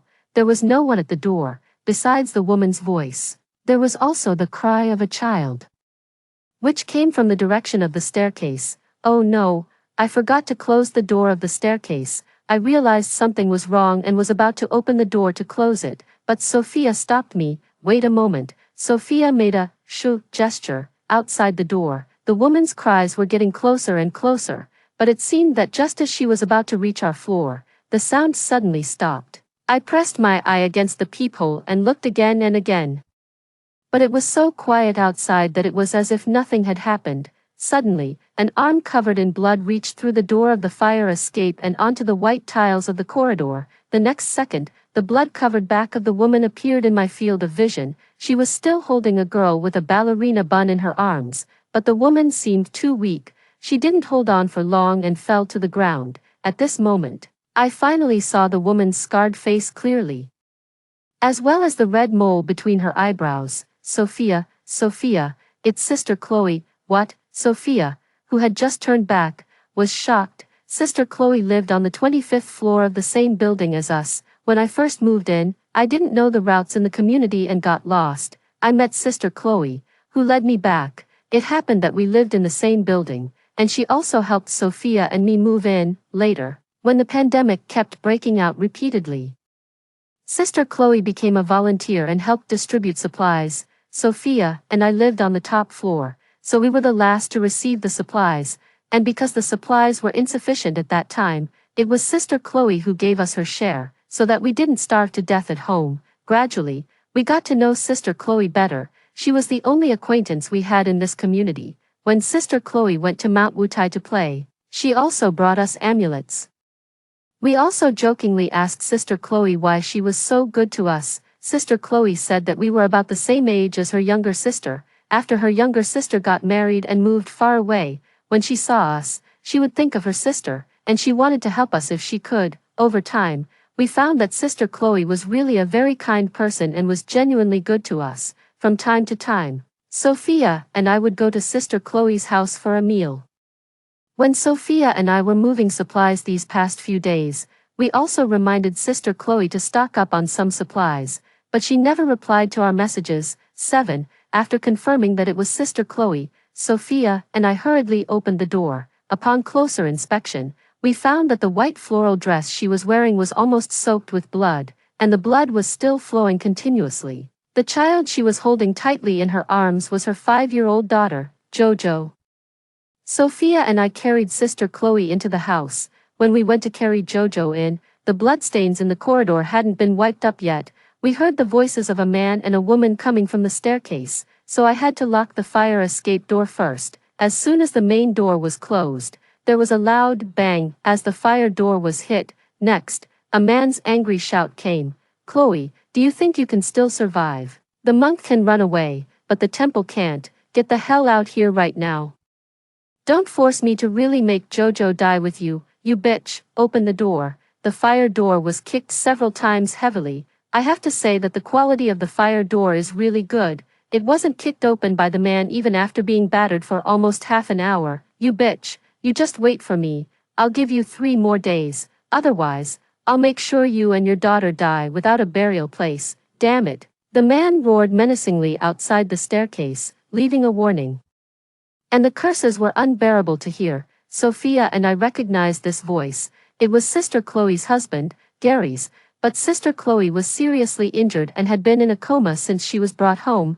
We couldn't verify what exactly had happened. Jojo was also extremely frightened and fell asleep beside Sister Chloe. Sophia examined Sister Chloe's wounds, the knife wounds on her shoulders, thighs, and waist were almost deep enough to see the bone. Due to limited medical conditions, I disinfected Sister Chloe's wounds with iodine and alcohol, but the wounds were too deep. If they weren't sutured, the risk of excessive blood loss would be even greater. Sophia and I were busy for most of the night. Finally, we bandaged Sister Chloe's wounds well, the bleeding stopped, and we fed her some anti-inflammatory drugs and Cefixime. In the middle of the night, Jojo woke up once, and Sophia made her some milk powder to drink. At that moment, the little girl's snowy white and chubby face was covered with tears.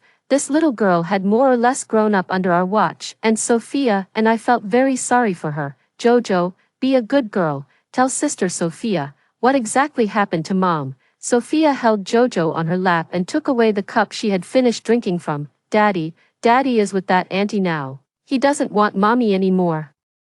I heard the auntie say that she told Daddy he must kill Mommy, or she won't give him the white powder to eat. From Jojo's sobbing in her babyish voice, we roughly understood the situation. After coaxed Jojo to sleep, Sophia and I went to the living room to discuss and decided to let them stay.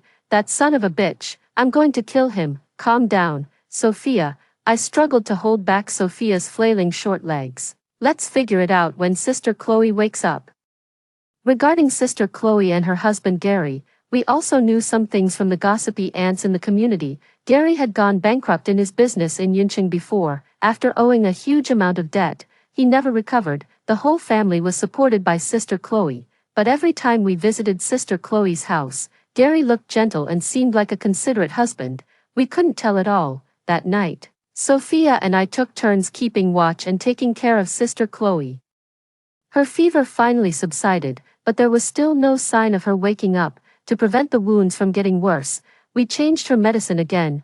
On the 3rd day, Sister Chloe finally woke up, but before we could ask Sister Chloe anything, there was another sound of the door being smashed outside. Through the peephole, I saw Gary take a hammer and directly smash the lock of the fire door. He rushed in and started hammering on our door. Chloe, I know you're in their house. Get the hell out here right now. I'm telling you, if you don't hand over the key to the safe today, none of you are going to live. As he spoke, there was another heavy thump on the door. Sophia was really furious. Before I could stop her, I saw Sophia pick up an axe that was originally for self-defense, open the door, and rush out. Before anyone could react, she kicked over the man who was 2 heads taller than her in front of her. Well, I forgot, this lady is a 10th Dan in the underworld. She's more than capable of dealing with this kind of living person. Who the hell are you? Who the hell are you? Watch your mouth and speak decently. You're so old, have some dignity. All you can do is chase after women and beat them up. Damn it, who are you showing off your bravery to? As Sophia cursed, she kept hitting. The 8-meter tall Gary on the ground was beaten so badly by her that he had no power to fight back. The level of violence in the scene was truly S+ grade. Well, I've always said, don't mess with women. I covered Jojo's eyes. Honey, don't look at this dirty stuff. 8. In an instant, Gary was beaten to a pulp by Sophia. Finally, under the intimidation of the big axe she was waving in her hand, he surrendered and begged for mercy. Get the hell out of here now. I'll beat you up every time I see you in the future. Get lost. Sophia roared and swung the axe at the place where Gary had fallen. The man looked terrified, but his legs and feet didn't move at all.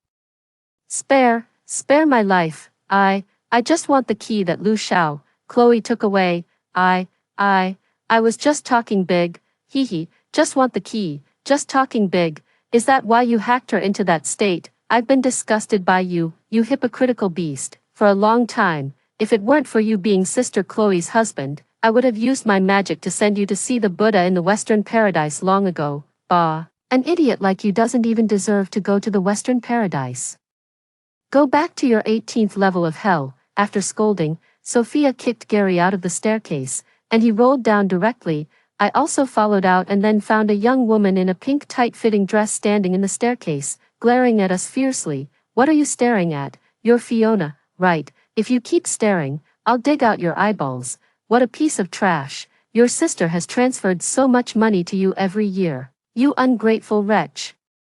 Take this jerk and get out of here right away. Don't step into the 32nd floor again, otherwise, you'll be sent downstairs to feed the zombies directly. After saying that, Sophia slammed the fire escape door shut, making a loud bang. It was obvious that Sophia was really angry this time. Well, I can understand. To Sophia and me, Sister Chloe is really special. I took the axe from Sophia's hand, patted her trembling body, and sent her back to the room. Then I turned around, took out the toolbox, and repaired the damaged lock and handle of the fire door. After Sophia and I calmed down, we went to the bedroom to see Sister Chloe. Why does he want to open the safe so badly? Is there money in it? I remembered the safe that Gary had mentioned earlier and asked. Sister Chloe shook her head. There's no money in the safe. It contains his life. What's inside is, it's drugs. Sister Chloe smiled bitterly. I should have seen the reality clearly earlier. Ever since he got addicted to those things 5 years ago, he's been crazy and not a normal person anymore. From what Sister Chloe told us, we learned that Gary went bankrupt 5 years ago because he became addicted to drugs in Yuncheng, and he was completely ruined. Over the years, she had thought about sending him to a drug rehabilitation center, but Gary's male chauvinism never allowed it. He even threatened her with Jojo, saying that she couldn't call the police. Later, Sister Chloe's younger sister, Fiona, came to Fengcheng to study. Because of vanity and comparison, Fiona had asked Sister Chloe for money countless times but was still not satisfied. She even went to work in a clubhouse as a prostitute and finally got involved with Gary. She endured it again and again, but what she got in return was Gary's increasing greed. He not only got Fiona addicted to drugs, but also demanded to sell the house, even when his drug addiction flared up. He mixed white powder into Jojo's milk powder can. After she found out, she flushed all the drugs in the house, including those Gary had hidden, down the toilet. The ones that couldn't be destroyed in time were locked in the safe together with the house deed, without the password and the key. It was impossible to open the encrypted safe, but she wasn't able to take Jojo and leave in time. Gary flew into a rage when he found out. Sister Chloe was imprisoned by him for half a month and forced to tell the password. It was only recently that the zombie outbreak occurred, and the two of them were completely overwhelmed by their drug addiction. She first told the password and then took the opportunity to give them the key, and managed to escape with Jojo. The wounds on her body were inflicted by Gary and Fiona when they went crazy and hacked at her. After hearing about Sister Chloe's experiences over the years, I was shocked and felt sorry for her. It turned out that a mother could go to such lengths for her child, seeing that the gloom between Sister Chloe's eyebrows still hadn't dissipated. I told her what Sophia had done just now and assured her that she and Jojo could stay here with peace of mind and not have to worry about that despicable couple anymore. On the 30th day of the zombie outbreak, perhaps good people are rewarded. The wounds on Sister Chloe's body began to heal. They didn't get worse, and she was able to get out of bed. Most of the vegetables planted on the rooftop had sprouted, and the Chinese cabbage was especially lush. And Sophia and I finally had a hot and delicious proper meal. I have to say, the food cooked by Sister Chloe is really delicious. Braised pork in brown sauce, sweet and sour fish, spicy boiled sliced pork, corn and spare rib soup, stir-fried green vegetables with mushrooms. We were almost overwhelmed with choices. Everything was amazing. Eat slowly, eat slowly. There's still more in the pot. Sister Chloe smiled and served food into Sophia's and my bowls. Sophia and I also gave her a lot of face and ate 3 big bowls of rice on the spot, but we were worried that Sister Chloe would be tired and might hurt her wounds, so we didn't let her cook every day. Every time the vegetables and small shrimps grew up, Sister Chloe would cook a meal for us in the kitchen. Just like this, we were already very satisfied. In the second month of the zombie outbreak, it was summer, and the weather started to get hotter every time we went to the rooftop. The smell of decay in the air was almost enough to knock us out. I transplanted some vegetables into flower pots and brought them indoors. I decided to let the remaining ones grow wild on the balcony for a while. The zombies wandering in the community seemed to become more active after the arrival of summer. Some of them even deliberately climbed up the water pipes towards the floors, but they climbed with difficulty and would often fall. Although we had a generator at home, we didn't dare to turn on the air conditioner at all. We were afraid that the sound of the air conditioner's outdoor unit would attract all the zombies. On the hottest days, we hid in the ice room inside the storage room. We cooled off there and ate hot pot at the same time. It was a double flavor hot pot. This ultimate experience of the extreme contrast between ice and fire was simply the most enjoyable time during this apocalypse, but the peaceful days didn't last long. And an accident still happened. Jojo secretly ate a mango from the refrigerator and had a full-body allergic reaction, and there was no relevant emergency medicine in the first aid kit we had prepared. Seeing that Jojo's allergic condition was getting more and more serious, we had no choice but to go back to Sister Chloe's house to get the medicine prepared for Jojo. But we didn't know whether those two bastards at home were dead or alive. 9. Sister Chloe's injuries hadn't fully healed yet. Originally, Sophia and I were going to go back to get the medicine, but she was worried that we wouldn't be able to find where the medicine was placed and insisted on going with us. After Jojo to sleep, we checked all the doors and windows in the house, put on the double-layer protective clothing and gas masks we had prepared before, and took our handy baseball bats and went downstairs through the fire escape. When we reached the 28th floor, we found that the door of Sister Chloe's neighbor's house was wide open. We suspected that it had been damaged by Gary and the others. After Sister Chloe unlocked the electronic door lock, as soon as we opened the door, in the dimly lit room, a large number of flies were buzzing. A stinking smell of decay filled the hot air and almost broke through the gas masks, making us want to vomit. We entered the room carefully, following the place where the flies were hovering and gathering. We found a rotting male corpse beside the sofa. The body was covered with white maggots, and some were still wriggling. The eaten face couldn't be recognized anymore. We could only vaguely tell from the body shape, height, and the edges of the clothes that it was Gary. Gary was dead. Damn it, he's still disgusting even when he's dead.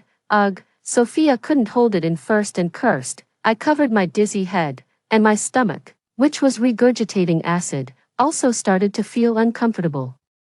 On the contrary, Sister Chloe was surprisingly calm. She pulled out the tablecloth from the dining table, covered Gary's face and half of his body, and then directly pulled out the first aid kit from under the coffee table. I'll go get some clothes for Jojo. Sister Chloe handed the first aid kit to Sophia and walked straight towards the master bedroom. As soon as she opened the door, a woman covered in filth and with messy long hair pounced out of the room. "Ah, who are you? Get out now." Seeing this, I quickly ran forward and pulled away the skinny and dirty woman in front of me. "Fiona." Sister Chloe hesitated for a moment. Sister, is that you, sister?" The crazy woman was startled when she heard the voice. It seemed that she recognized those familiar eyes under the gas mask and directly knelt in front of Sister Chloe and started wailing. "I was wrong, sister. I shouldn't have treated you like that. I know I was wrong, sister. It was all my brother-in-law who forced me before. I didn't do it on purpose, sister. I just wanted some money. Sister, please save me, take me with you, okay? There are zombies. The zombies are going to eat me. You're my only blood sister. You can't just watch me die. Please, sister." As she spoke, Fiona started kowtowing towards Sister Chloe, and her forehead made a bang-bang sound when it hit the tiles. I looked at Sister Chloe worriedly, but the look of pity in Sister Chloe's eyes only flashed for a moment. She quickly pushed away Fiona's pulling hand resolutely and was about to leave without saying a word. Fiona was unwilling to give up and wanted to chase after her, but she tripped over the threshold and fell. "Sister, are you really that heartless? You're willing to watch me starve to death, watch me be bitten to death by the zombies, watch me die in pain? I'm your own sister. Sister, I really know I was wrong, heartless. My own sister, when you slept with my husband." When you almost pushed Jojo off the building, and when you stabbed me with a dagger, how could you be so heartless? My real sister died a long time ago. As for who you are and whether you live or die, it has nothing to do with me at all. Sister Chloe's voice full of hatred completely shattered all of Fiona's illusions, but when I looked at her, her red eyes were filled with tears. Hee hee, you really want to be this heartless, don't you? Fine, then none of you are going to live. Let's all die together. Fiona on the ground was like a crazy demon. Suddenly, she roared, stood up abruptly, opened the door of the toilet that was closed behind Sister Chloe, quickly pushed past us, and started running outside. Before we could react, a child zombie covered in blood suddenly crawled out of the toilet, with a low growl. It was about to pounce on Sister Chloe, who was the closest. I pulled Sister Chloe and was about to run, but the little zombie was really agile, with a pounce. It hugged Sister Chloe's thigh and was about to bite. Fortunately, Sophia reacted quickly and stuffed the baseball bat behind Sister Chloe's leg. The little zombie snapped at it with its baby teeth but bit nothing. Bella, hurry up, and I also managed to overcome my psychological struggle and severely hit the little zombie 3 times with the bat. The last blow finally smashed its head, and it finally let go of Sister Chloe's leg. We were about to run with the first aid kit. But as soon as we got to the door, we found that Fiona was being pinned down and savagely bitten by an adult male zombie at the door of the neighbor's house. Damn it, where the hell did these zombies come from? Sophia cursed. Before the male zombie pounced on us, we turned back to the fire escape and were about to run back, only to find that 6 or 7 zombies were climbing on the stairs between the 28th and 27th floors. I was so scared that I screamed. And it was only then that I realized that someone had opened the small door of the apartment building. Except for the 32nd floor, the fire escapes of this building were all open. At that moment, several zombies had already smelled us and started climbing up frantically. Sophia and I pulled Sister Chloe, whose wounds hadn't fully healed, and ran desperately upstairs. When we finally reached the 32nd floor, a large male zombie was incredibly fast. It was roaring and chasing after us.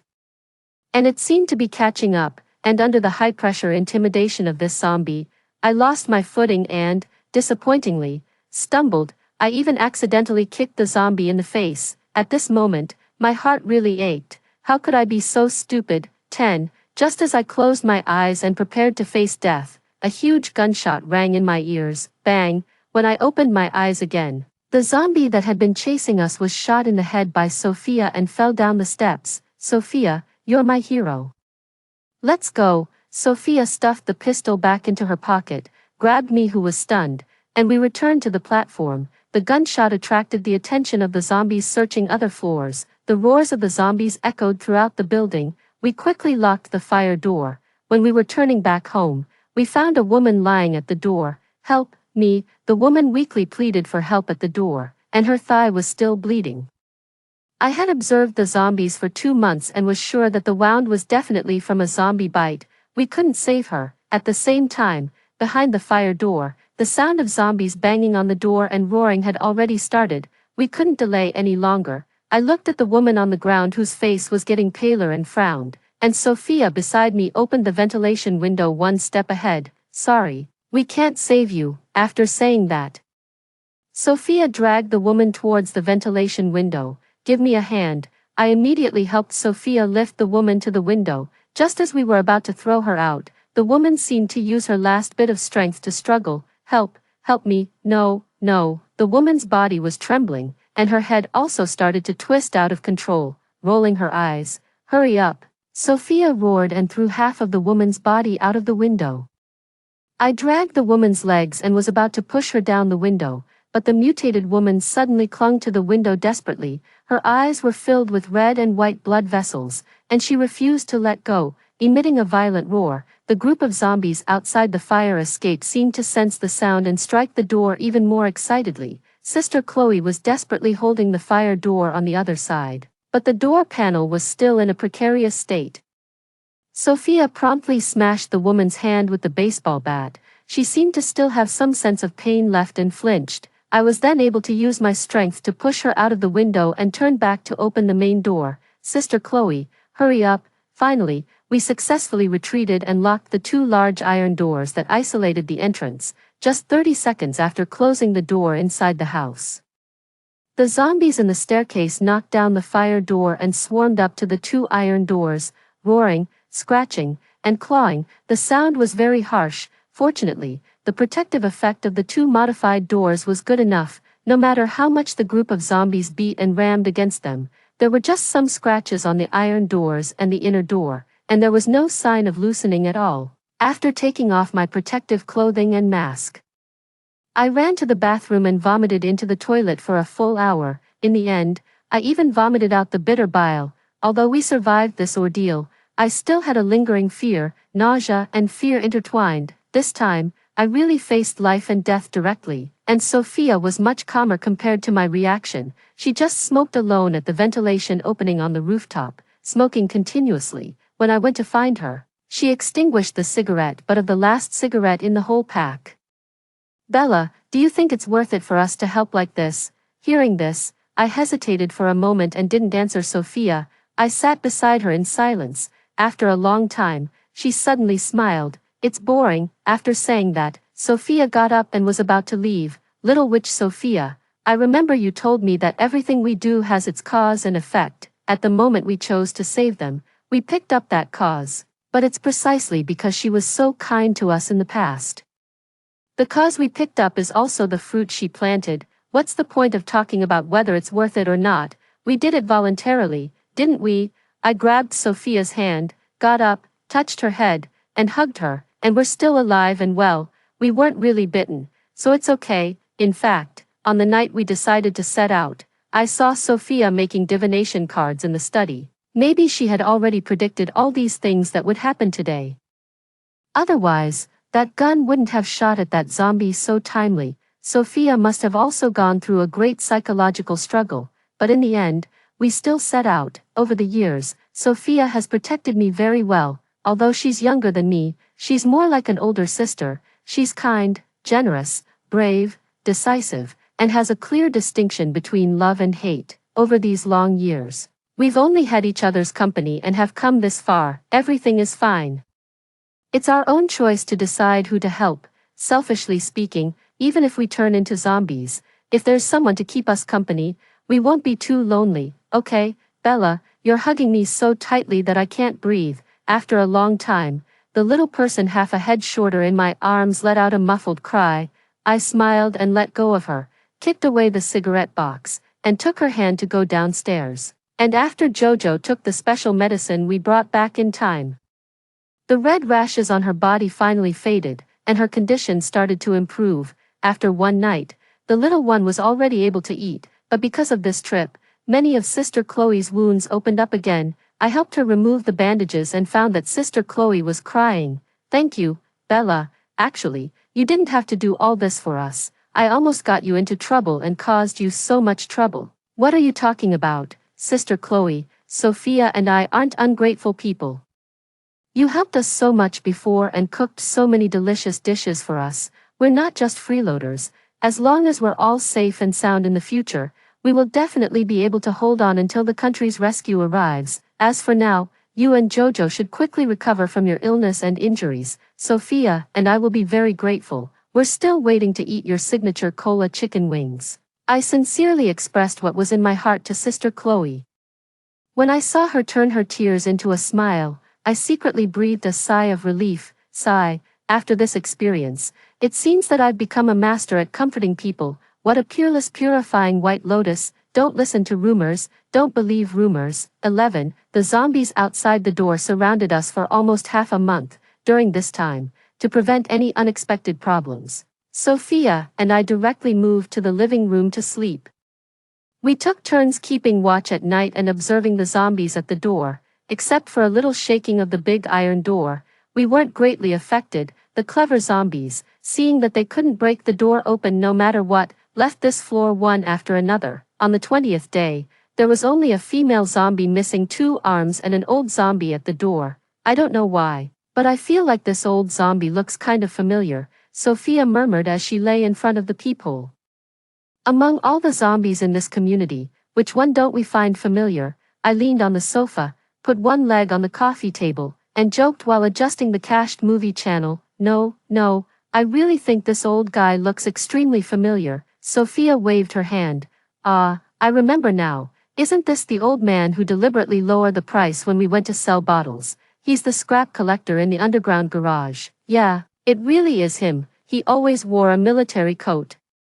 Had a strange temper, was stingy, and liked to lower the price. I remember that back then, Sophia and I had saved up bottles for half a year, and there were 50 pounds of them. This old man only gave us 50 cents for them. Damn it, Sophia and I were shocked when we heard that price, but at that time, we really couldn't fit any more bottles at home, and there was no other recycling station nearby. So we sold them to this old man as trash. Afterward, we found out that even at the lowest price, a pound of bottles should be worth at least 20 or 30 cents. Sophia and I were really out of our minds to have been cheated by this old man, but later, when Sophia's studio opened and she got busy, we didn't bother to argue with this old man anymore. Unexpectedly, we would meet him again in this way. Before I could recall too much, the female zombie with a dull expression, half of her face rotten, and no arms beside the old man suddenly started hitting the door with her face. The bloody holes were a bit terrifying, but I always felt that she also looked kind of familiar, as if I had seen her somewhere before. Oh, I remembered. What, that woman is your aunt? Ha ha ha ha ha ha. It really is true that the wicked are punished, but your aunt has been bitten. What about your dear little brother? What are you talking about? Besides you, I don't have any relatives. What dear little brother? I closed the peephole with a laugh. But my mind couldn't help but think of that little boy with a pigtail, a dark little face. After the beginning of autumn, the weather finally cooled down, Sister Chloe's knife wounds finally healed, and Sophia and I also started living a happy life of having 4 dishes and 1 soup every day, just waiting for the end of the world. The batch of vegetables that grew wild on the rooftop were also very productive. There was a large expanse of green. I took Jojo to harvest batch after batch of vegetables. The tomatoes and cucumbers grew particularly well, and we even dug out sweet potatoes and peanuts. Little Jojo especially liked tomatoes. Every time a new one sprouted, she would drag me to the rooftop and stare at them every day, waiting for them to grow up. Sophia also started learning how to cook from Sister Chloe, and her cooking skills improved by leaps and bounds. Her braised chicken drumsticks were so delicious that I was amazed. Ha! Did you make this? You can cook this well. Humph, don't look down on me. As she spoke, Sophia was about to take the plate away from in front of me. I smiled and begged for mercy, and managed to save this plate of chicken drumsticks. I also ate 3 more bowls of rice. During the Mid-Autumn Festival, we also learned how to make mooncakes from Sister Chloe. We had everything we needed, including an oven, molds, flour, and fillings. Sister Chloe was extremely skillful with her hands and explained the cooking method very patiently. It was rare that Sophia and I, 2 clumsy people, were able to make the mooncakes look decent, although the taste, was still better when Sister Chloe made them. After dinner, we turned off all the lights in the house, opened the curtains, and sat together eating mooncakes and admiring the moon. The moon on the 15th day of the 8th lunar month was round and big.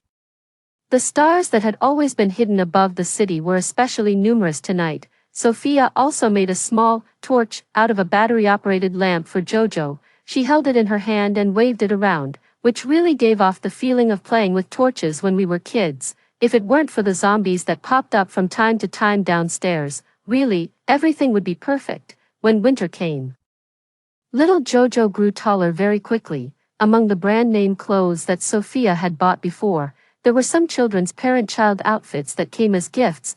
We took them out early for Jojo to wear. She also rummaged through the cloakroom and found many little dresses to modify for Jojo, and that extremely expensive gold medal sewing machine of the little witch. Ever since she bought it, I had never seen her use it. I never expected that there would be a day when I would see her start using it. TSK, I was even a bit jealous. However, Sophia was really serious when she was modifying the clothes. The workmanship of Lolita little dresses is originally cumbersome, and some need to be cut by hand. Every stitch and every thread is very particular. I stood beside her and stared until my eyes were almost going blind. But Sophia still didn't take a break. She only stopped when she had finished modifying the whole set. I was thinking that if Sophia didn't become a witch, she should also be an excellent little tailor. When we were in the orphanage as children, We had very few clothes, most of them were donated by social people, and many of them had some flaws. There was no mention of having new clothes, but Sophia would always borrow a needle and thread kit from the headmistress and modify the clothes for me and her to make them look nice. This might also be a kind of talent. The other children would also be jealous, but Sophia wouldn't help them modify their clothes. Once, they even retaliated by cutting up Sophia's most precious little dress. I knew who did it and directly beat up that little boy.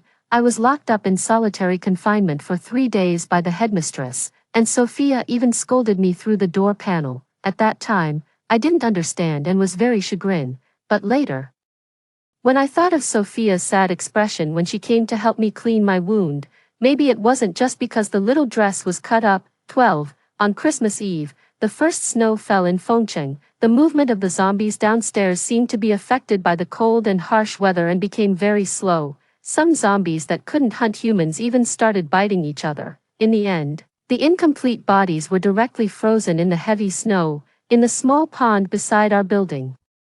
There were many zombie corpses frozen in the water. Perhaps this extreme weather was also a turning point. Christmas was Jojo's birthday. Sophia asked her if she had any birthday wishes. Jojo said that she wanted a Christmas tree that could make wishes come true. That night, I carried the Christmas tree out of the storage room. The artificial leaves on the tree were covered with dust, and there were even many unopened gift boxes. I used a feather duster to dust it off and remembered that Sophia and I had a cold war because of this Christmas tree last Christmas. Well, how should I put it? At that time, I stayed up late fighting for a customized little dress and overslept. I forgot to pick up the reserved Christmas tree. When Sophia rushed back from a business trip, it was already the early hours of the next morning. Sophia usually pays a lot of attention to the sense of ritual, although she didn't say anything. The disappointment in her eyes at that time almost broke my heart. Sigh, girls are really hard to please. I didn't dare to sleep that night. As soon as it was dawn, I went to the store where I bought the tree and knocked on the door to carry the tree back. Later, Sophia didn't say anything either, but she didn't open any of the gifts on the tree. She just left it in the living room until the spring festival, and then moved it to a small room where it gathered dust, unexpectedly.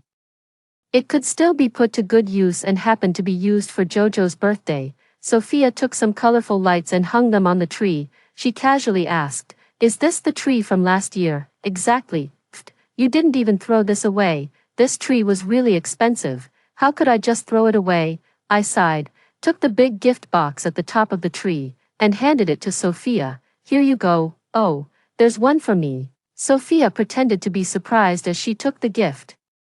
With an overly exaggerated expression, I clenched my fists and gave her a glare. "Don't be a hypocrite after getting a good deal. It was originally yours anyway."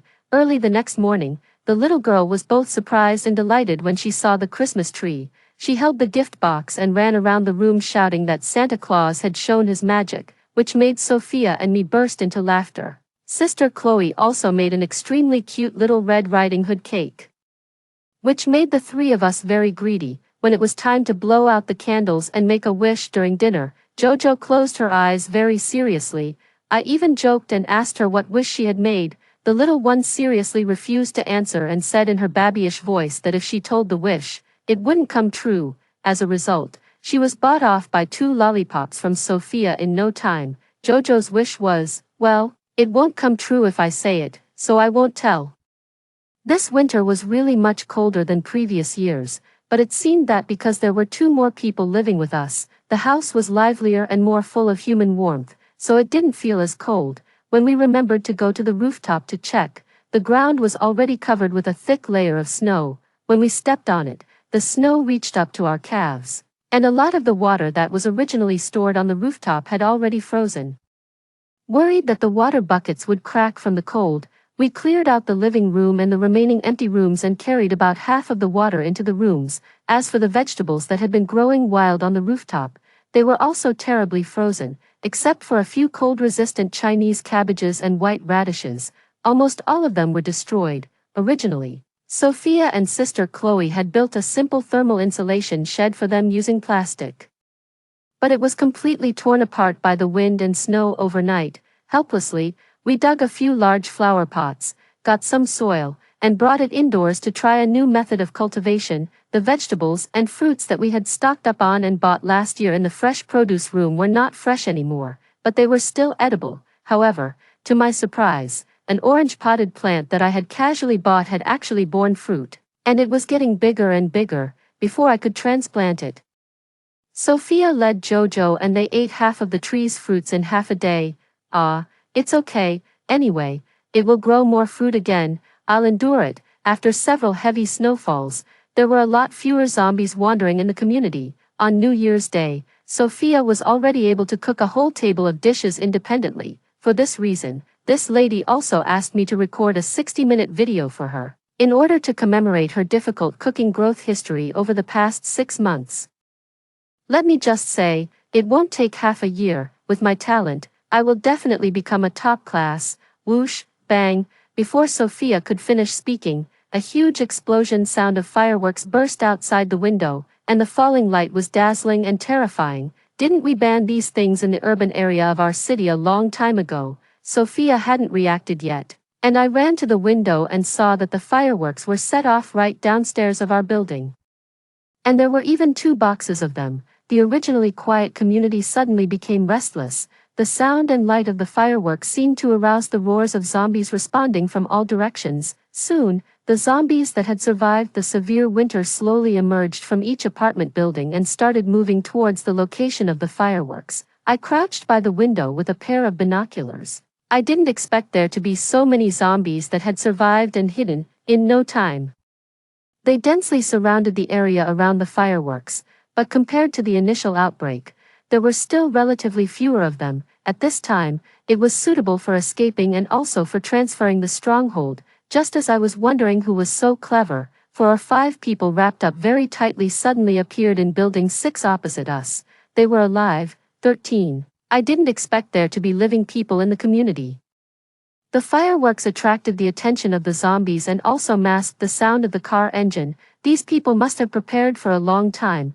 The process of their escape was smooth and orderly, without any mistakes, and that group of zombies that couldn't find their target kept roaring mindlessly by the fireworks. Some of them even hugged each other and bit each other when the people driving the car passed by the group of zombies. They even threw a string of lit firecrackers at high speed and shouted out of the window at the zombies, "Happy New Year." It was very provocative. I smiled. What a group of interesting and lovely young people. I wish you all safety. Just as I was about to close the window, a short and small figure suddenly appeared beside the flower bed downstairs. He started running towards our building, but just 10 seconds after he disappeared from my sight. The little boy was chased out by a zombie that was a bit slow. At that time, the fireworks had gone out, and the sound of the firecrackers had also stopped. This group of zombies gathered at the door almost instantly noticed the presence of the boy and surrounded him from all directions, blocking his way back. I put down the curtain and stood up. "What's wrong?" Sophia also put down the DVD and leaned over to ask. There are still living people downstairs." A more lively zombie had already pounced towards the position of the boy, but the next second, the boy turned around, touched the drainage pipe on the wall, and started climbing up without hesitation. Although the zombies downstairs moved slowly, they seemed to still have the memory of what happened in summer. One after another, they followed the boy and climbed up under his feet, but they were too slow. Some of them couldn't bear the weight and slid down directly. The boy climbed 15 floors in one go and finally sat on the protruding anti-theft window outside a house on the 15th floor and didn't move forward anymore. This kid is quite amazing, but although it's safe for him to hide there now, it's so cold outside, he has no food, and his clothes aren't thick either. He can't get in. How long can he hold on? Sophia let out a slight sigh, stopped looking, and turned around to start tidying up the desk, and I stood there for a long time, clearly seeing that small figure and that familiar dark little face, which was now already red from the cold. The little pigtail behind his head was also gone. It seemed that he was afraid of falling, so he curled up tightly in the innermost part of the anti-theft window. As for the zombies below, they still didn't give up, but some of the more capable ones could only climb up to the 6th floor at most and finally fell down due to various resistances. The next day, Sophia let out a scream while standing on the bay window. "Damn it, this little boy has climbed up to the 25th floor. At this rate, if he keeps climbing, he'll reach our rooftop soon, Sophia said worriedly. Hearing this, I put on my coat and got out of bed. The boy on the anti-theft window was indeed closer to us, but compared to yesterday, the boy's condition seemed to be even worse. His face was already purple from the cold. Ah, that little brother is so pitiful. Jojo leaned on the window and pointed at the boy downstairs. Her big eyes blinked, showing a look of worry. Will those monsters eat the little brother? The marble on the bay window was a bit cold. I picked Jojo up from the window and sat her on my lap. No, the little brother is very capable. Auntie, let's give the little brother some food. Okay. That afternoon, the light snow started falling again. I found the longest rope in the house, twisted it together with a large bed sheet and a small basket. At Jojo's strong suggestion, I put 2 bottles of warmed milk, 2 corns, a bag of biscuits, 3 eggs, and an umbrella in the basket, and then lowered it beside the boy while holding the rope. When I saw the boy move his body, I couldn't help but grip the small knife in my hand tightly. If he dared to do anything, I would cut the rope immediately. However, he was quite obedient. After seeing him take the food from the basket, I immediately pulled the rope back up. The boy on the anti-theft window kept wolfing down the food without looking up even once. He really has a tough life to have survived for so long. I shook my head and put the rope back in the storage room. This kind of sending food back and forth lasted for about 3 days. The boy was very well behaved and didn't climb up any further. On the 4th day, a big blizzard hit Fengcheng. As soon as Jojo got up, she ran to our room, shouting that she wanted to see how the brother on the window was doing. I have to say that the snow last night was really heavy. Everywhere my eyes could see was white, and a thick layer of ice had formed on the outer layer of the water pipes beside the building. There was a group of zombies downstairs stepping on the icy ground covered with snow, slipping and falling back and forth. They would get up and take 2 steps before falling again. The ones behind bumped into the ones in front, one after another, like a row of dominoes, which was very funny. The little brother is still there, Jojo exclaimed, pointing at the boy's position with her chubby finger. At this time, the boy was holding that black umbrella and was swaying precariously in the wind. Ah, you two have been looking at this for so long. Why don't we just bring him up? Sophia yawned and glanced outside the bay window. No way, I refused. Bella, you've changed. You've become heartless. Auntie, Jojo also looked at me with anticipation on her face. Seeing this, I let out a helpless sigh. Baby, this is our home, not a rescue station. If you bring strangers home to live, your daily share of candies will be halved in the future. And what if they're bad people? 14. Jojo is willing to share the candies with the little brother. The little brother. The little brother. He doesn't seem to be a bad person. The girl nibbled on her finger and looked outside the window hesitantly. In the end, I still refused. There was no need to waste effort to save a child who had nothing to do with us and bring him home. But on this day, when we sent food down again, the boy didn't take it immediately. The big black umbrella blocked the boy's position, and we couldn't see how he was doing. Auntie, why isn't the little brother taking it? Jojo's hand hurts. Here, give it to Auntie. I took the rope that the little girl was holding in her hand. Although the things in the basket weren't heavy, it was still a bit tiring for her to hold the rope for a long time at her age. I held the rope and lowered the basket for a long time, but the boy still didn't take the food in the basket. Thinking that he might have fallen asleep, I tied the rope on our side to the pillar at the head of the bed. We could just pull it back when he woke up and took the food. I left it like that for the whole afternoon. In the evening, after we had dinner, at Jojo's urging, I carried her to take a look at her little brother again. It gets dark early in winter. I turned off the lights in the room, opened the window a crack, and was about to shine a flashlight. I didn't know until I opened the window. A big black shadow of a man had already climbed up to the 31st floor along the rope we had previously lowered, and behind him, the boy who had been on the 25th floor was holding onto his foot tightly, not allowing him to move forward. Get out of the way, you beast. Let go. I've raised you for so long, not for you to delay me. Damn it, I'm almost there. Let go of me right now. The man kicked the boy at his feet violently, and I turned on the electric light, clearly seeing the man's face. It was him, David. He actually wasn't dead either. I immediately put Jojo down, took out the knife, and approached the rope. I saw that the boy below was still holding onto David's pant leg tightly. despite being kicked in the face. He refused to let go. I was stunned for a moment. At this time, David below also noticed me and roared, "Huh? What are you going to do, Bella? What the hell are you going to do? Put that knife away, damn it, I don't believe you really dare to cut the rope. The one at my feet is your own brother. Do you really have the guts? Bella, do you hear me? Don't come any closer. Get lost." David grabbed the rope in fear. Finally, he kicked the boy at his feet away and climbed up desperately. I didn't cut the rope immediately.